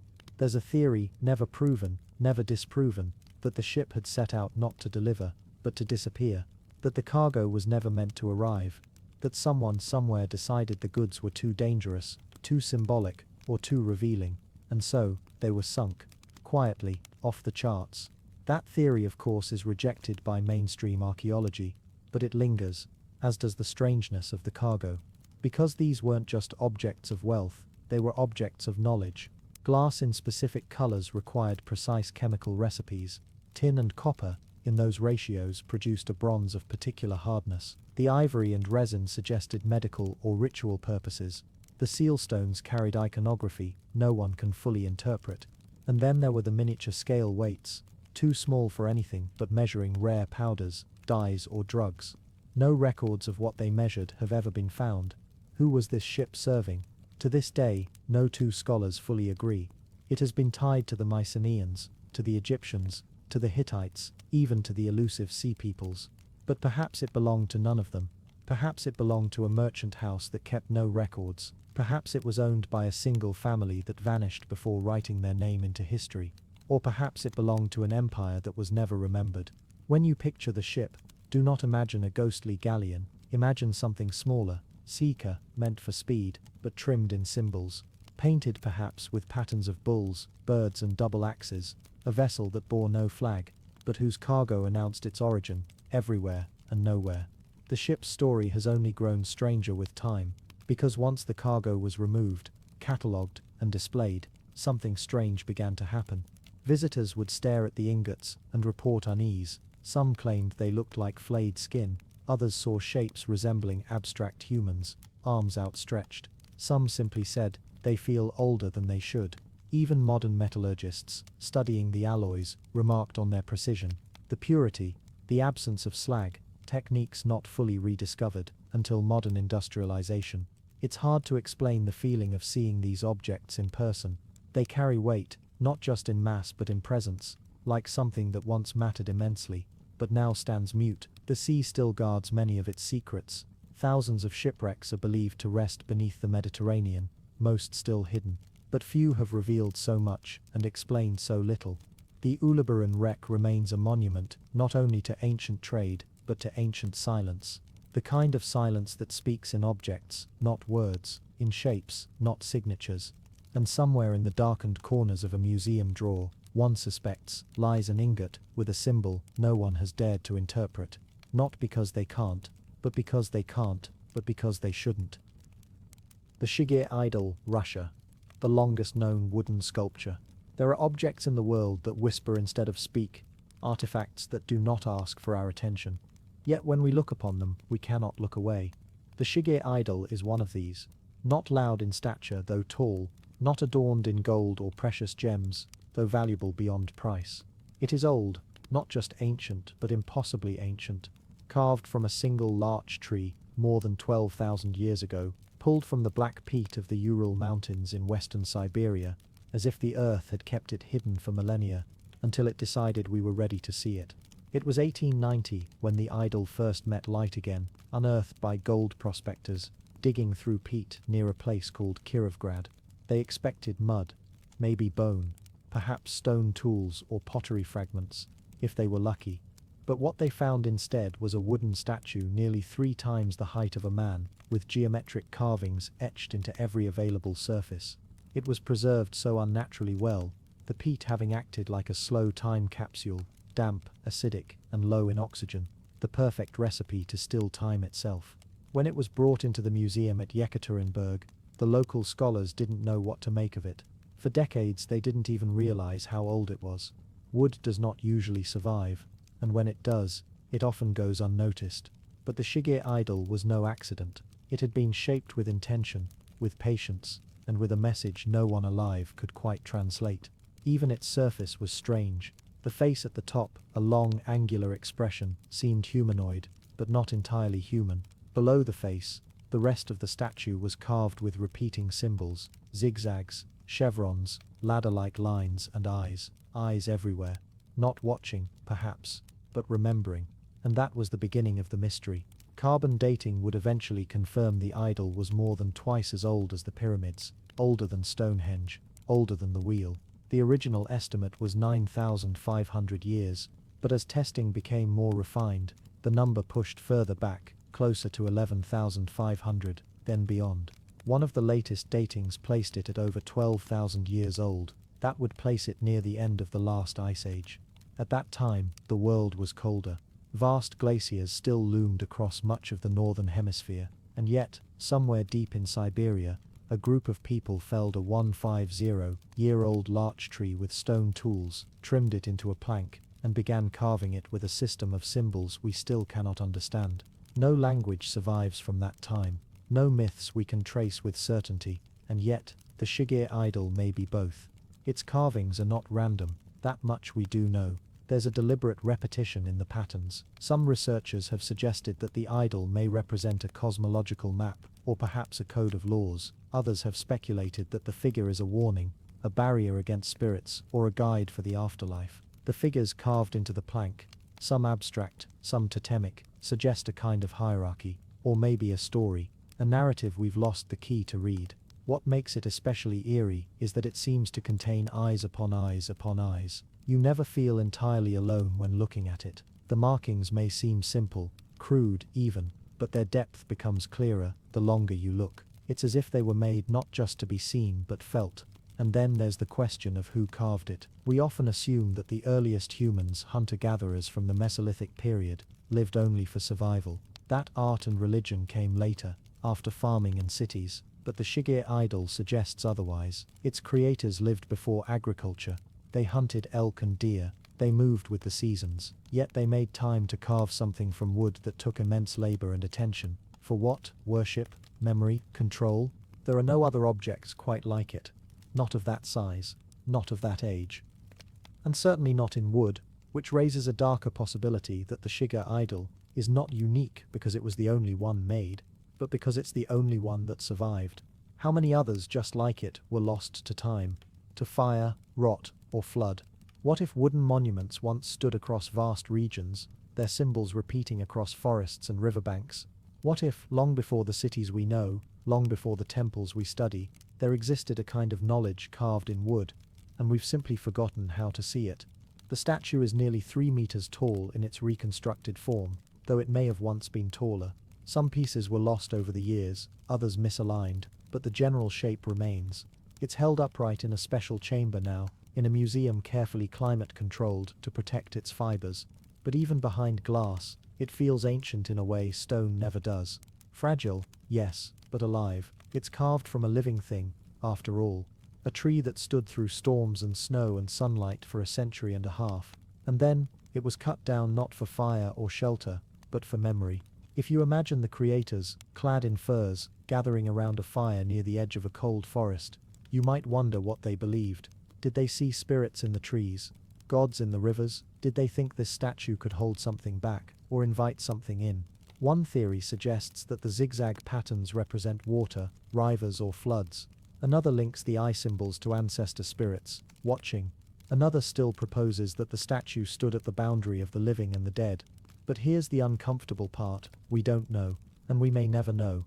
Not because we haven't studied it, but because its language might be one we've never seen before, and might never see again. The idol has a kind of silence that grows heavier the longer you observe it. It doesn't offer answers, it invites you to sit quietly with its questions. Its discovery rewrote our understanding of early humans. It proved that symbolic thinking, deep, abstract representation, existed far earlier than we once assumed. That people at the edge of the Ice Age weren't just scavengers, they were artists, architects of memory. And yet, this object remains largely unknown outside academic circles. It isn't a household name, it doesn't appear in most history books, but it should. Because if something this old, this fragile, and this precise could survive 12 millennia buried in dark earth, what else is out there, still waiting? We think of history as a line, progress from one point to the next. But the Shigir idol stands like a scar on that line, a question mark, a pause, something that doesn't belong, and yet must. It doesn't glow, it doesn't hum, it doesn't move, and yet, it feels more powerful than many of the ancient monuments we know. Maybe because it wasn't meant to be seen by us, maybe it was meant only for the people who carved it, or maybe it was meant for something else entirely. The peat held it close for thousands of years, shielding it from decay and time, and now, it stands in the open, under fluorescent light, surrounded by questions. The face atop the idol is calm, stoic, almost neutral. But the longer you look, the more you start to wonder, was this a depiction of a being, a god, a self-portrait of sorts, or just a symbol of something no longer named? What would the creators think, to know that thousands of years later, people from halfway across the world would peer into this carved wood and ask why? We may never know. But the silence of the Shiga idol is not empty, it is full, and if you sit with it long enough, you may hear not words, but a kind of recognition, as if somewhere deep in our bones, we still remember the language of lines carved in wood, beneath a sky colder and darker than ours. And perhaps, just perhaps, the idol still remembers us too. The Olmec Leslimus, figure holding an unknown symbol. In a quiet museum room, lit only by soft filtered light that makes no shadows and echoes no sound, it sits, the Leslimus figure, carved over 2,000 years ago by a civilization whose name we have borrowed, but whose language we do not speak. The Olmecs, people of the rubber land, of stone heads and flattened earth, of jaguar gods and silent priests, left behind very little that speaks directly to us.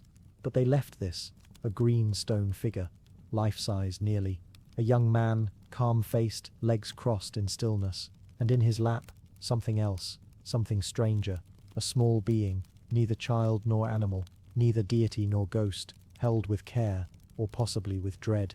No one truly knows. The Leslimus sculpture was discovered not under the earth, but pulled by accident from a hillside in Veracruz, Mexico. A boy was gathering firewood with his uncle. They found it not buried, but lodged into the slope as if it had walked there and sat itself down. It was 1965.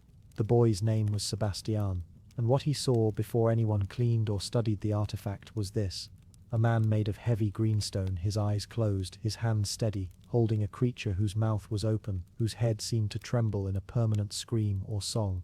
The sculpture was brought to the museum in Jalapa, where it sat in reverent silence for years, until someone noticed what it was holding.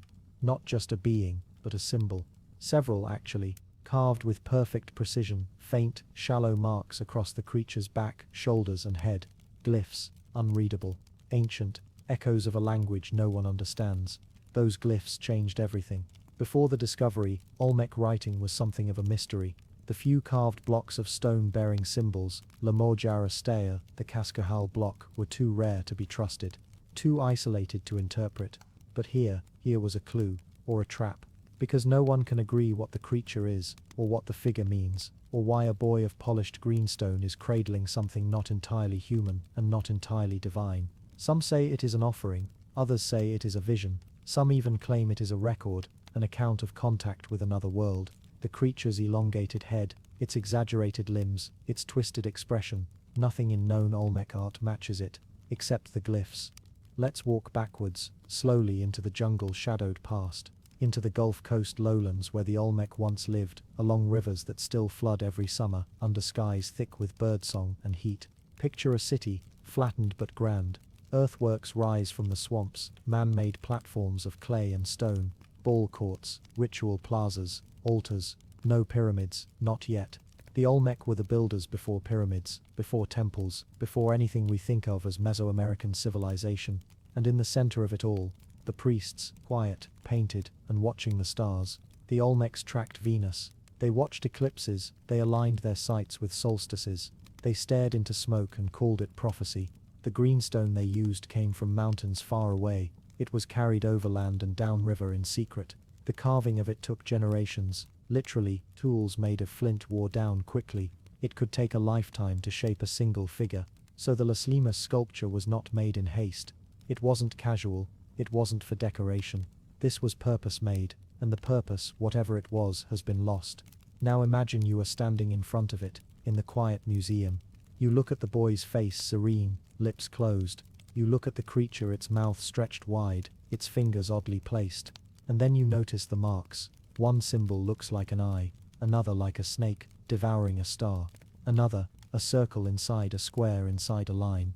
There are 13 of them in total. Some are known from Olmec inscriptions, others are unique to this figure, found nowhere else. Not on pottery, not on walls, not even scratched into cave stone. Some linguists have suggested the glyphs record a calendar, others think they might be names, or perhaps a warning. One fringe theory says they represent a star map, that the being in the boy's lap is not a god, but a traveler. that the Las Limas sculpture is a story in stone of contact with something beyond. But let's not leap too quickly into speculation. Let's return to the silence, to the greenstone. The stone itself, serpentine, is not truly green. It shifts color depending on the light. In the morning, it's gray. In candlelight, nearly black. But under museum lights, it glows, a soft olive hue, as if the figure were still alive somehow. Watching, in Olmec art, infant-like figures appear often, called wer-jaguars by some scholars. These hybrids of human and feline seem to represent transformation, birth, perhaps even sacrifice. But this one is different. It does not struggle. It does not growl. It does not weep. It simply rests, quietly, in the boy's hands, and it holds secrets still. During cleaning and imaging scans, researchers found micro-scratches around the glyphs, proof that someone long after the statue's creation tried to erase or alter the symbols. Someone, possibly Olmec, possibly later, was afraid of what the glyphs meant. In the 1970s, the statue was damaged in an attack. A man broke into the museum and struck the sculpture with a metal rod. He was stopped, but the reason he gave was this: the statue was not of this world. He claimed it had whispered to him in dreams. This was dismissed, of course, but local legend in the village where the sculpture was first found says otherwise. Elders claimed that the hill where the boy found the statue was once a place of offering. That fire burned there for days. That lightning had struck it 3 times in a single season, and that no birds nested nearby. Some say the boy who found it, Sebastian, never spoke again after that day. Others say he simply left and was never seen again. None of this is verifiable, but neither is the meaning of the glyphs. They remain untranslated. In 2018, a researcher proposed a phonetic decoding system for Olmec symbols. The theory was elegant, each glyph a syllable, built into phrases. When tested on the Las Limas glyphs, it produced a message. It read, "To cradle the thunder is to silence the mountain." But others quickly dismissed it. The sample size is too small, the glyphs might not be phonetic, or they might not be language at all. They could be symbolic, magical, non-linguistic. In a way, the more we study it, the less we know. And yet the statue remains, whole, silent, waiting. Each year thousands visit the museum. Some walk past it without a glance. Others linger caught in that stare. The boy, the being, the quiet exchange frozen in green. One woman reportedly stood in front of it for hours, whispering in Nahuatl. She said she was translating its song. She wouldn't write down what it said, only that it spoke of a place below the roots of mountains, where memory sleeps. Another visitor, a linguist, claimed the glyphs resembled no Mesoamerican language, but something closer to Proto-Elamite. He was laughed at, but his photographs showed interesting patterns, repeated motifs, seen nowhere else in the Americas. And the child being, its eyes seem sometimes to be open, other times closed. Light plays tricks, of course, or perhaps the sculpture shifts slightly when no one watches. Some guards say it's cold to the touch. Even in summer, there is no plaque that explains it. Only its name and its date, and its region, Las Limas Monument 1, Olmec, 1000 BCE. That's all. But in the quiet, late hours, when the museum is dark, and the air hangs heavy with the stillness of the past, some say you can hear it. Not a whisper, not a voice, just the sound of something ancient, breathing, waiting. The Nevers sky disk. Beneath the soil of Mittelberg Hill in Germany, where pine needles fall like hushed prayers onto the loam, and the wind seems to forget its direction, a circle of bronze once lay hidden, buried for over 3,000 years, sealed away by soil and time. No marker stood over it, no map whispered of its presence. And yet somehow it waited. It was not found by a scholar, not by a museum or a historian. It was not uncovered with care, nor did the earth open gently. Instead, it came to light under the blade of an amateur, illegal metal detectorist in 1999, pulled roughly from its resting place near the bones of something ancient and silent. At first they did not understand what they had. A greenish, corroded circle, about the size of a dinner plate, unremarkable perhaps, until it was cleaned, until gold appeared, a golden sun, a golden moon, stars, and a cluster of dots in a tight, deliberate grouping, the Pleiades, clearly marked. But the metal was old, far older than anyone expected. Carbon dating of organic materials nearby placed the disk in the early Bronze Age, around 1600 BCE. The gold, traced through isotope analysis, came not from Germany, but from Cornwall, far across the sea. It was not a decorative item. It was a statement crafted with meaning, with knowledge. The symbols too precise to be guesswork. The alignment of the stars, too intentional. And yet, no writing, no known culture of that time had committed the sky to bronze in such a way. It shouldn't exist, but it does. The Nevra sky disk.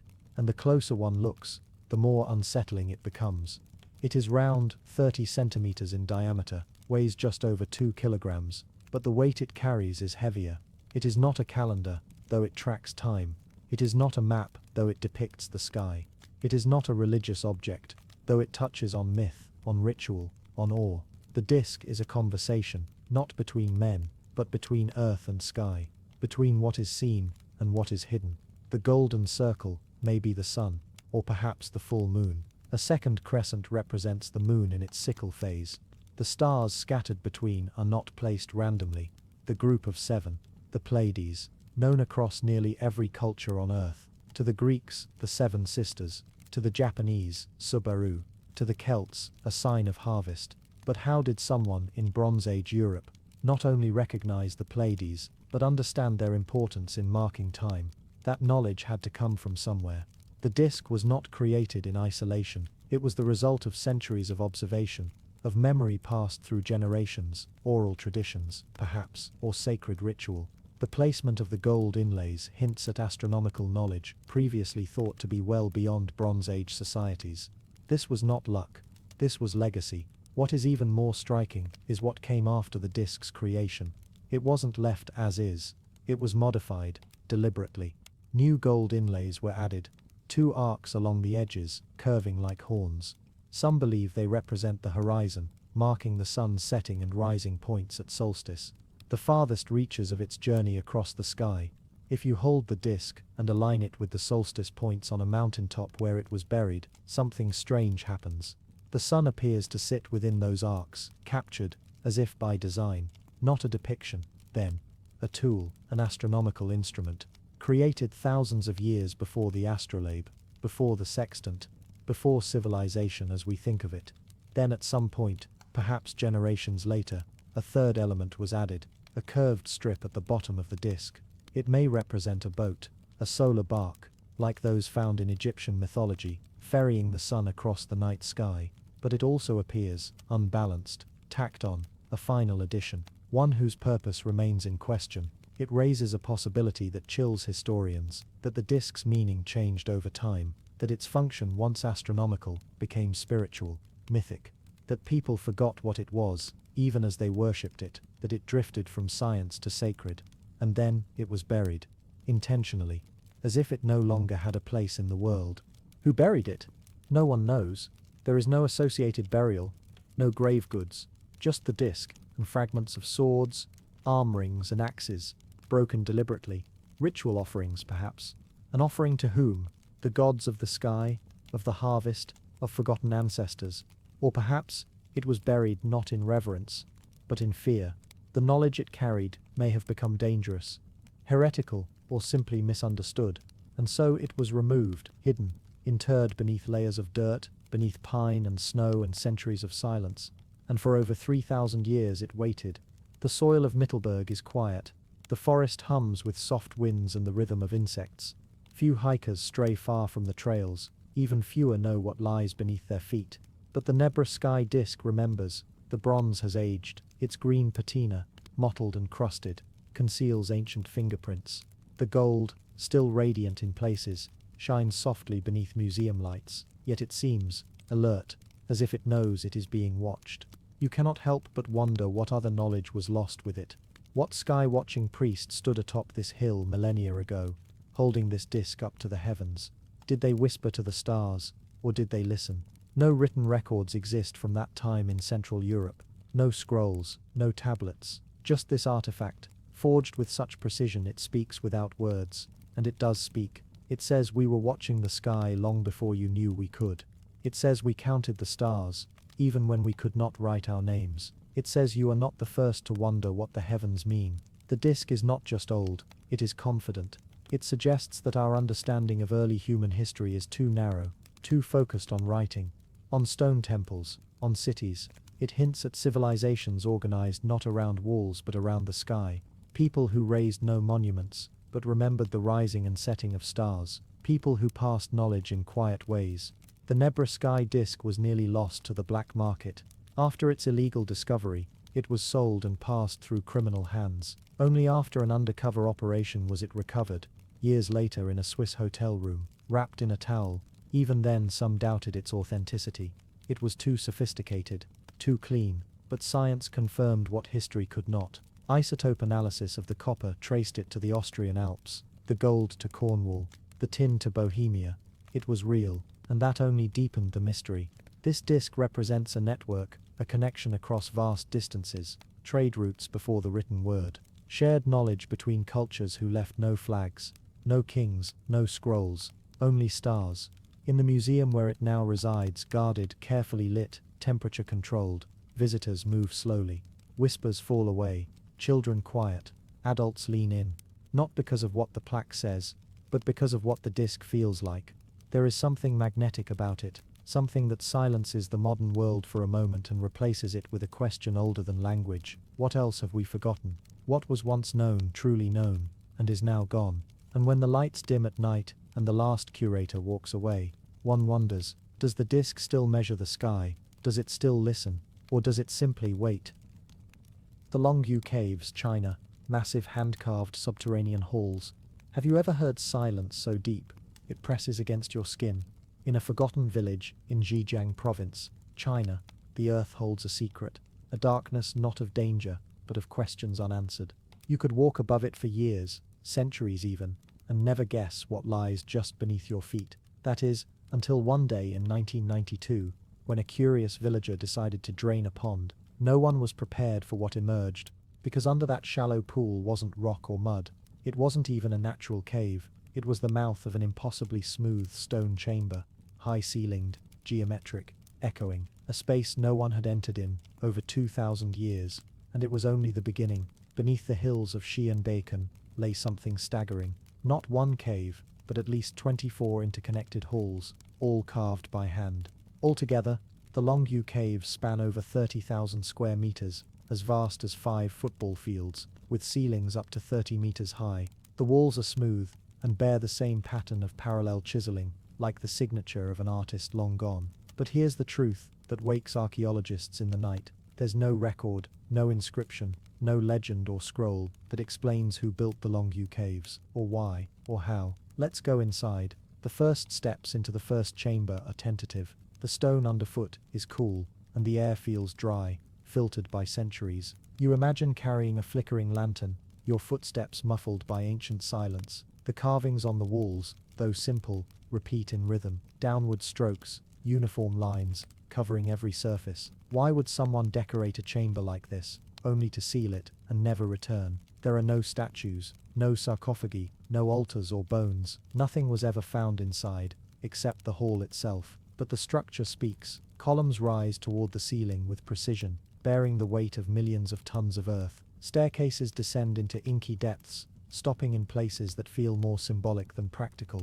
There are platforms and ledges that resemble stages or thrones, though of course, no one sat there in recorded memory. And then there's the sound. In the caves, even your breath seems to echo with intention. Engineers have remarked how acoustically remarkable the chambers are. A whisper carries, a footstep becomes a drumbeat. Some scholars believe these acoustics couldn't be accidental, that rituals or performances may have once filled this space with chant or music. Though again, no evidence remains. No instruments, no writing, no ash, only shadow and stone. Who could have built it? The caves are over 2,000 years old, predating the Qin dynasty, yet no historical records mention such a project. And yet, the precision rivals modern engineering. Without explosives, machinery, or lighting, workers would have needed to carve out thousands of cubic meters of solid sandstone. Every chamber is different in layout, yet each shares the same slope angle, the same tool marks. That consistency suggests planning, even architecture. But no tools were found, not a single chisel or pick, as if the builders took everything with them, even the memory of the work itself. Some believe the caves were a royal project, built for the elite or as part of a sacred endeavor, but there are no tombs, no signs of water management, farming, or storage. Others think they were military, barracks or hideouts, but no arrowheads or weapons, no defensive structures or signs of occupation. A more unsettling theory that the caves were made to hide something, or perhaps to contain something. No one knows how long they remained hidden. Local farmers had assumed the ponds were natural. They didn't dry up in the summer, even during drought, and the water remained unusually still. When it was drained, fish vanished. Some said they had never seen fish inside in their lifetime, as if the water was not part of the ecosystem, but an ancient seal, a veil placed deliberately. Even more mysterious, the caves appear unfinished. Some stairways lead to nothing, some columns begin to taper, then stop abruptly, and yet there's no debris, no discarded stone or rubble. If these were abandoned mid-project, where did the waste go? Did the workers remove it all, even as they vanished themselves? Or did the caves simply end,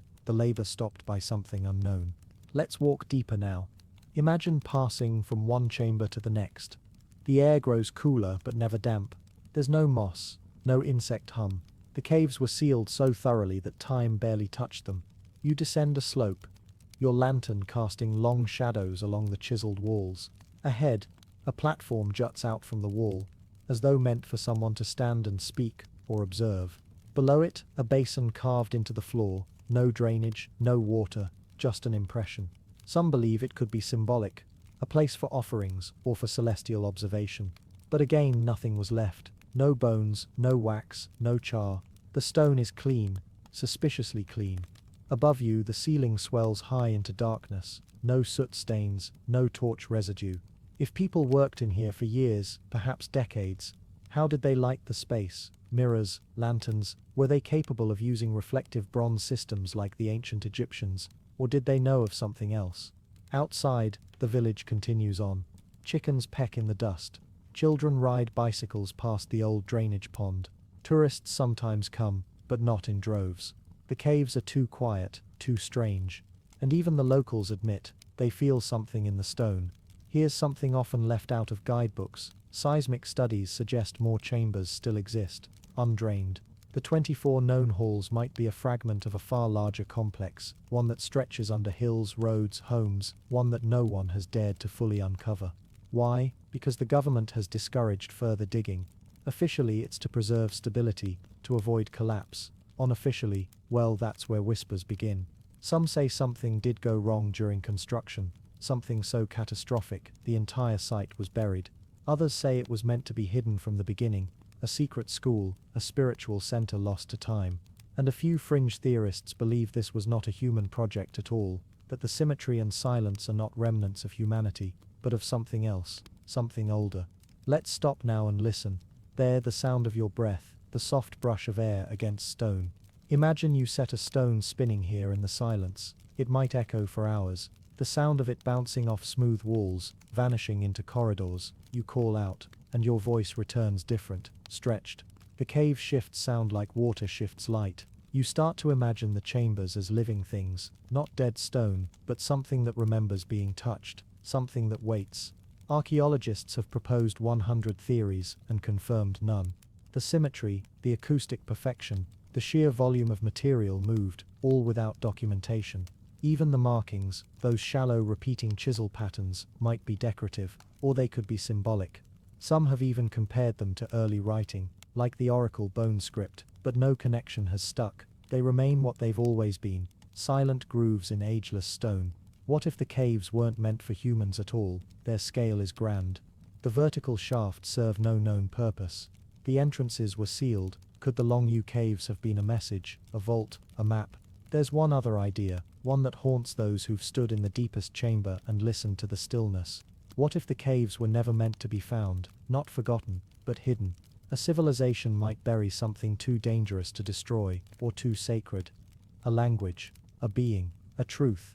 We cannot know, because we are not the builders, and they left us nothing, not a single glyph, not a single name, only hallways that go nowhere, platforms that wait for no one, and silence so perfect, it begins to feel like a presence. When you leave the Long U caves, sunlight feels sudden, color seems too bright, and the world above seems thinner, less certain. You begin to look at hills differently, wonder what else is underfoot, what other secrets lie sealed beneath pond and forest, and what they're waiting for.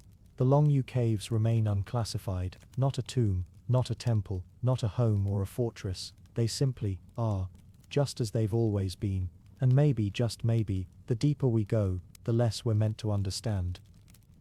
Hadrian's Sphinx head with anomalous anatomy, beneath the shifting sands of history, buried in the estate of one of Rome's most enigmatic emperors, a single carved head emerged from the earth, its surface cracked with age, its gaze hollow and uncanny.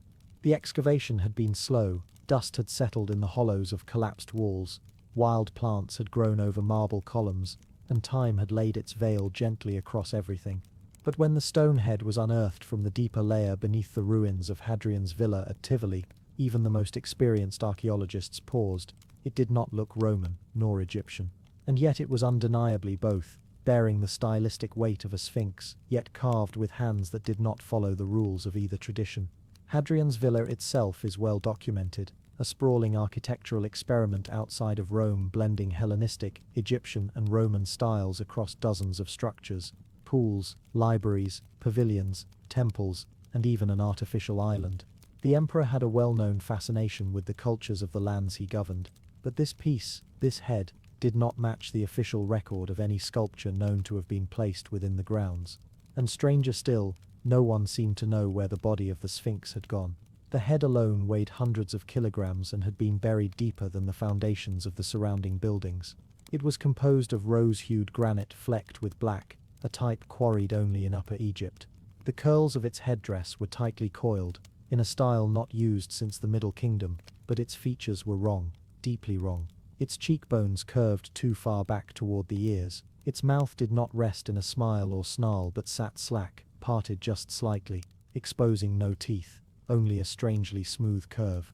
There were no clear pupils, no carved sockets, only shallow dimples where the eyes ought to have been, as if the face had been finished by someone who either didn't understand what eyes should look like, or didn't think they mattered. An archaeologist on the dig described it, offhandedly, as beautifully misremembered humanity. The head was eventually taken to storage, as documentation teams attempted to place it within the chronology of the site.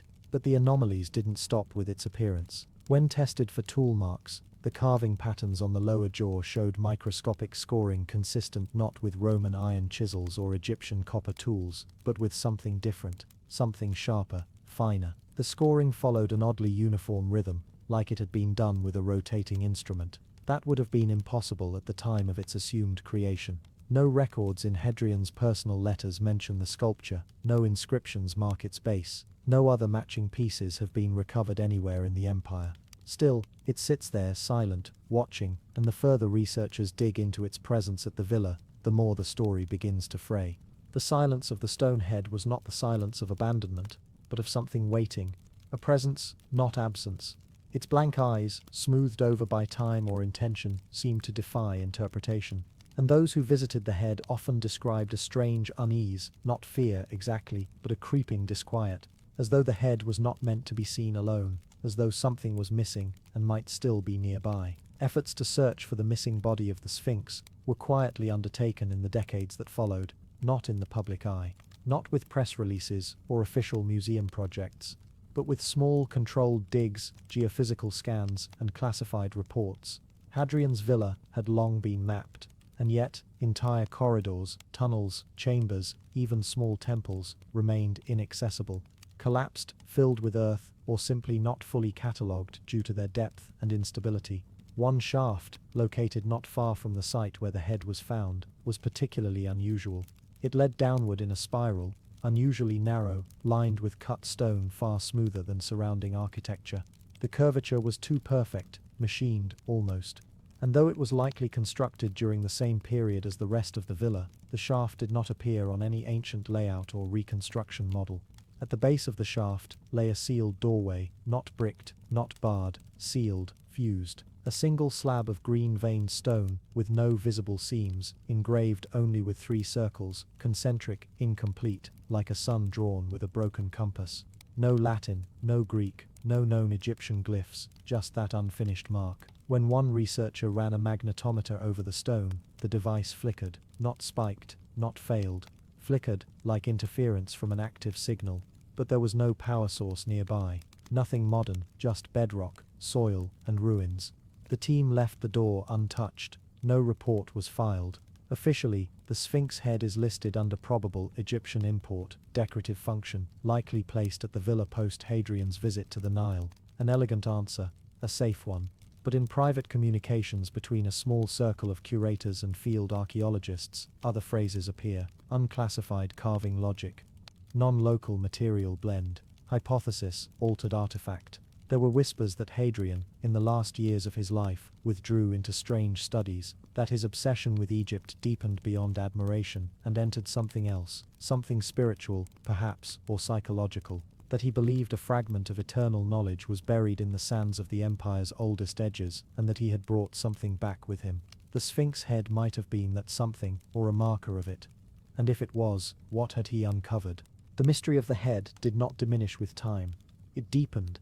Beneath the surface of the known, the catalogued, and the curated, a quiet unease began to settle over those who had touched the stone, examined its face, traced its jawline. The deeper they looked, the less they found that made sense. And yet, they couldn't look away. Hadrian's villa was no ordinary ruin. Even in its fragmented state, it remained enormous, an imperial dreamscape spread across nearly 300 acres. The emperor had recreated the world as he had seen it. Nile gardens, Greek libraries, domed baths, echoing Syrian architecture. It was a place of synthesis, of fusion, of aesthetic power, but also, increasingly, it appeared, a place of encoded meaning. Maps of the villa's layout, once thought to be mere expressions of personal taste, were re-examined, not for beauty, but for pattern.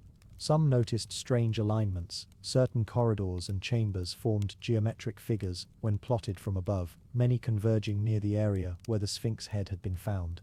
One such figure resembled a pentagon nested within a circle. Another was more obscure, a strange sigil mirrored in both Egyptian temple diagrams and later in Renaissance esoteric texts that referenced lost voices beneath imperial stone. When a researcher from Turin, who had once worked on deciphering apocryphal texts, recovered from Pompeii, began comparing architectural patterns of the villa to known mystery cult initiatory paths, he raised quiet alarms, not public ones. Just letters, exchanged in cautious Latin, shared only with colleagues trusted enough to understand the implications. The villa might not have merely reflected Hadrian's admiration for the world, it may have encoded a hidden journey. A ritual of passage, and the Sphinx, positioned at a threshold now half collapsed, might have once stood not simply as a statue, but as a sentinel, a question waiting to be asked, or answered.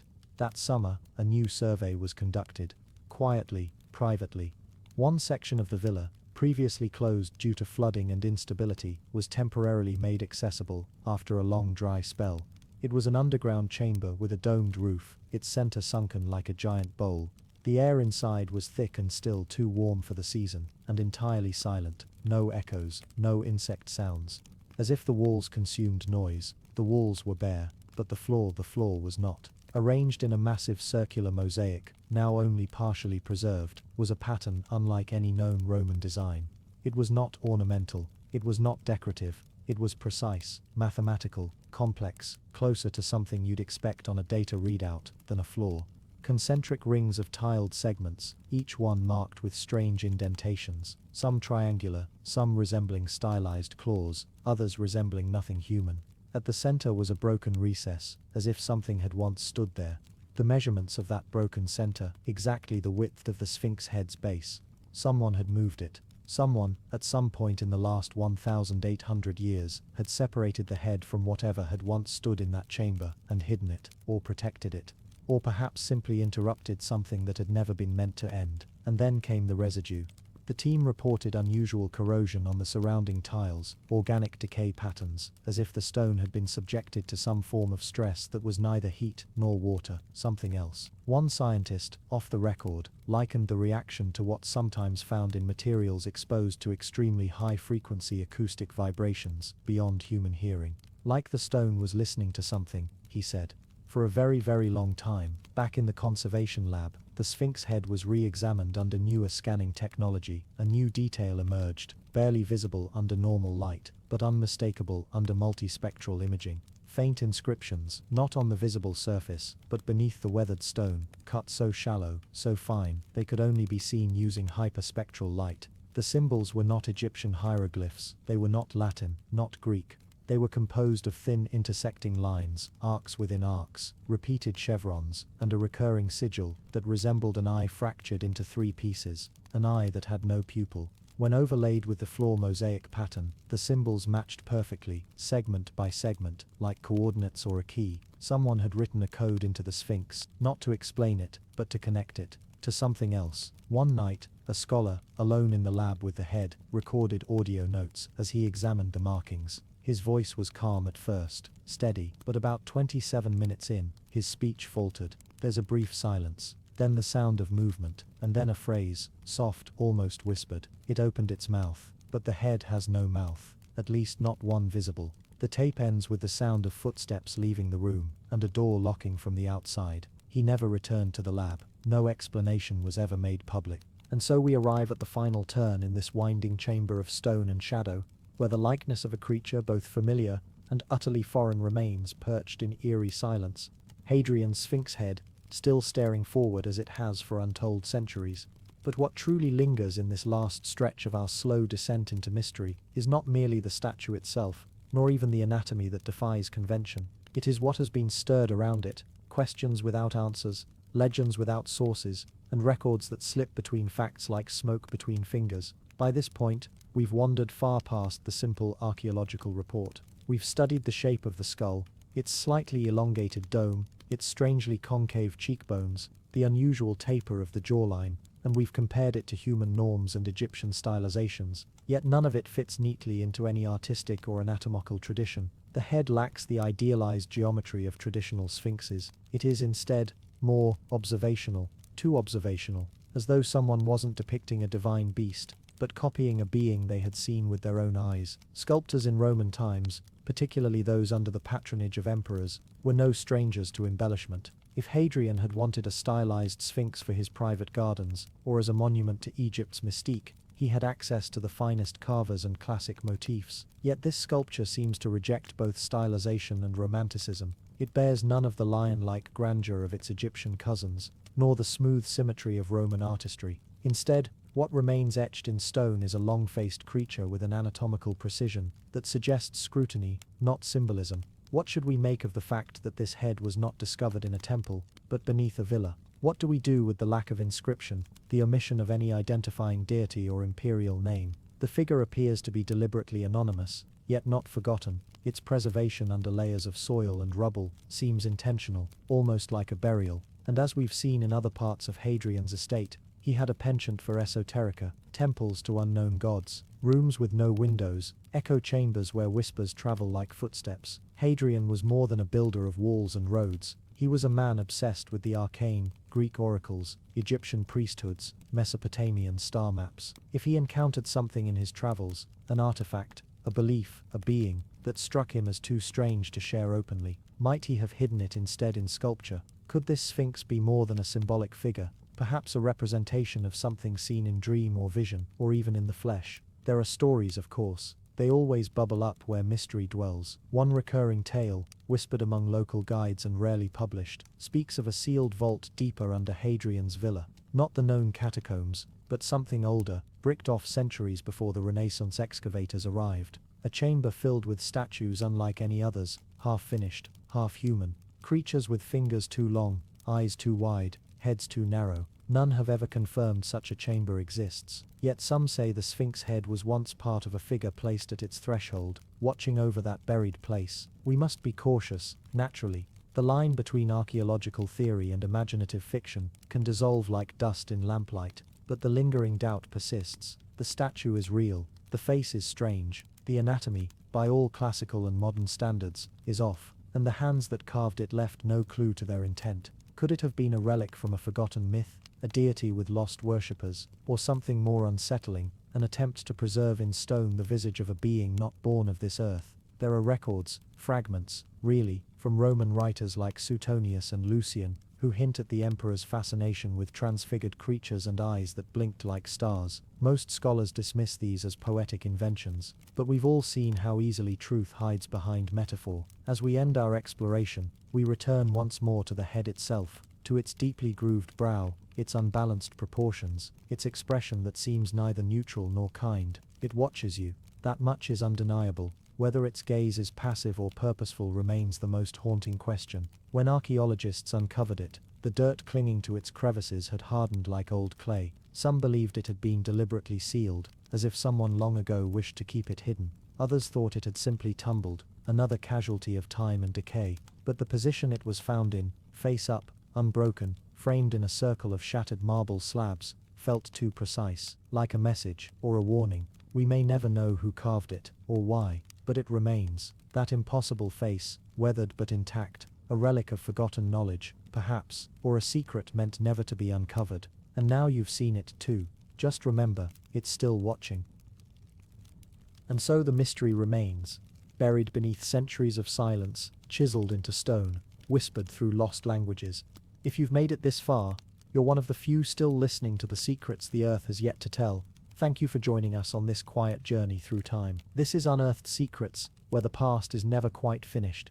Don't forget to like, subscribe, and share where you're watching from. We'll see you in the next mystery.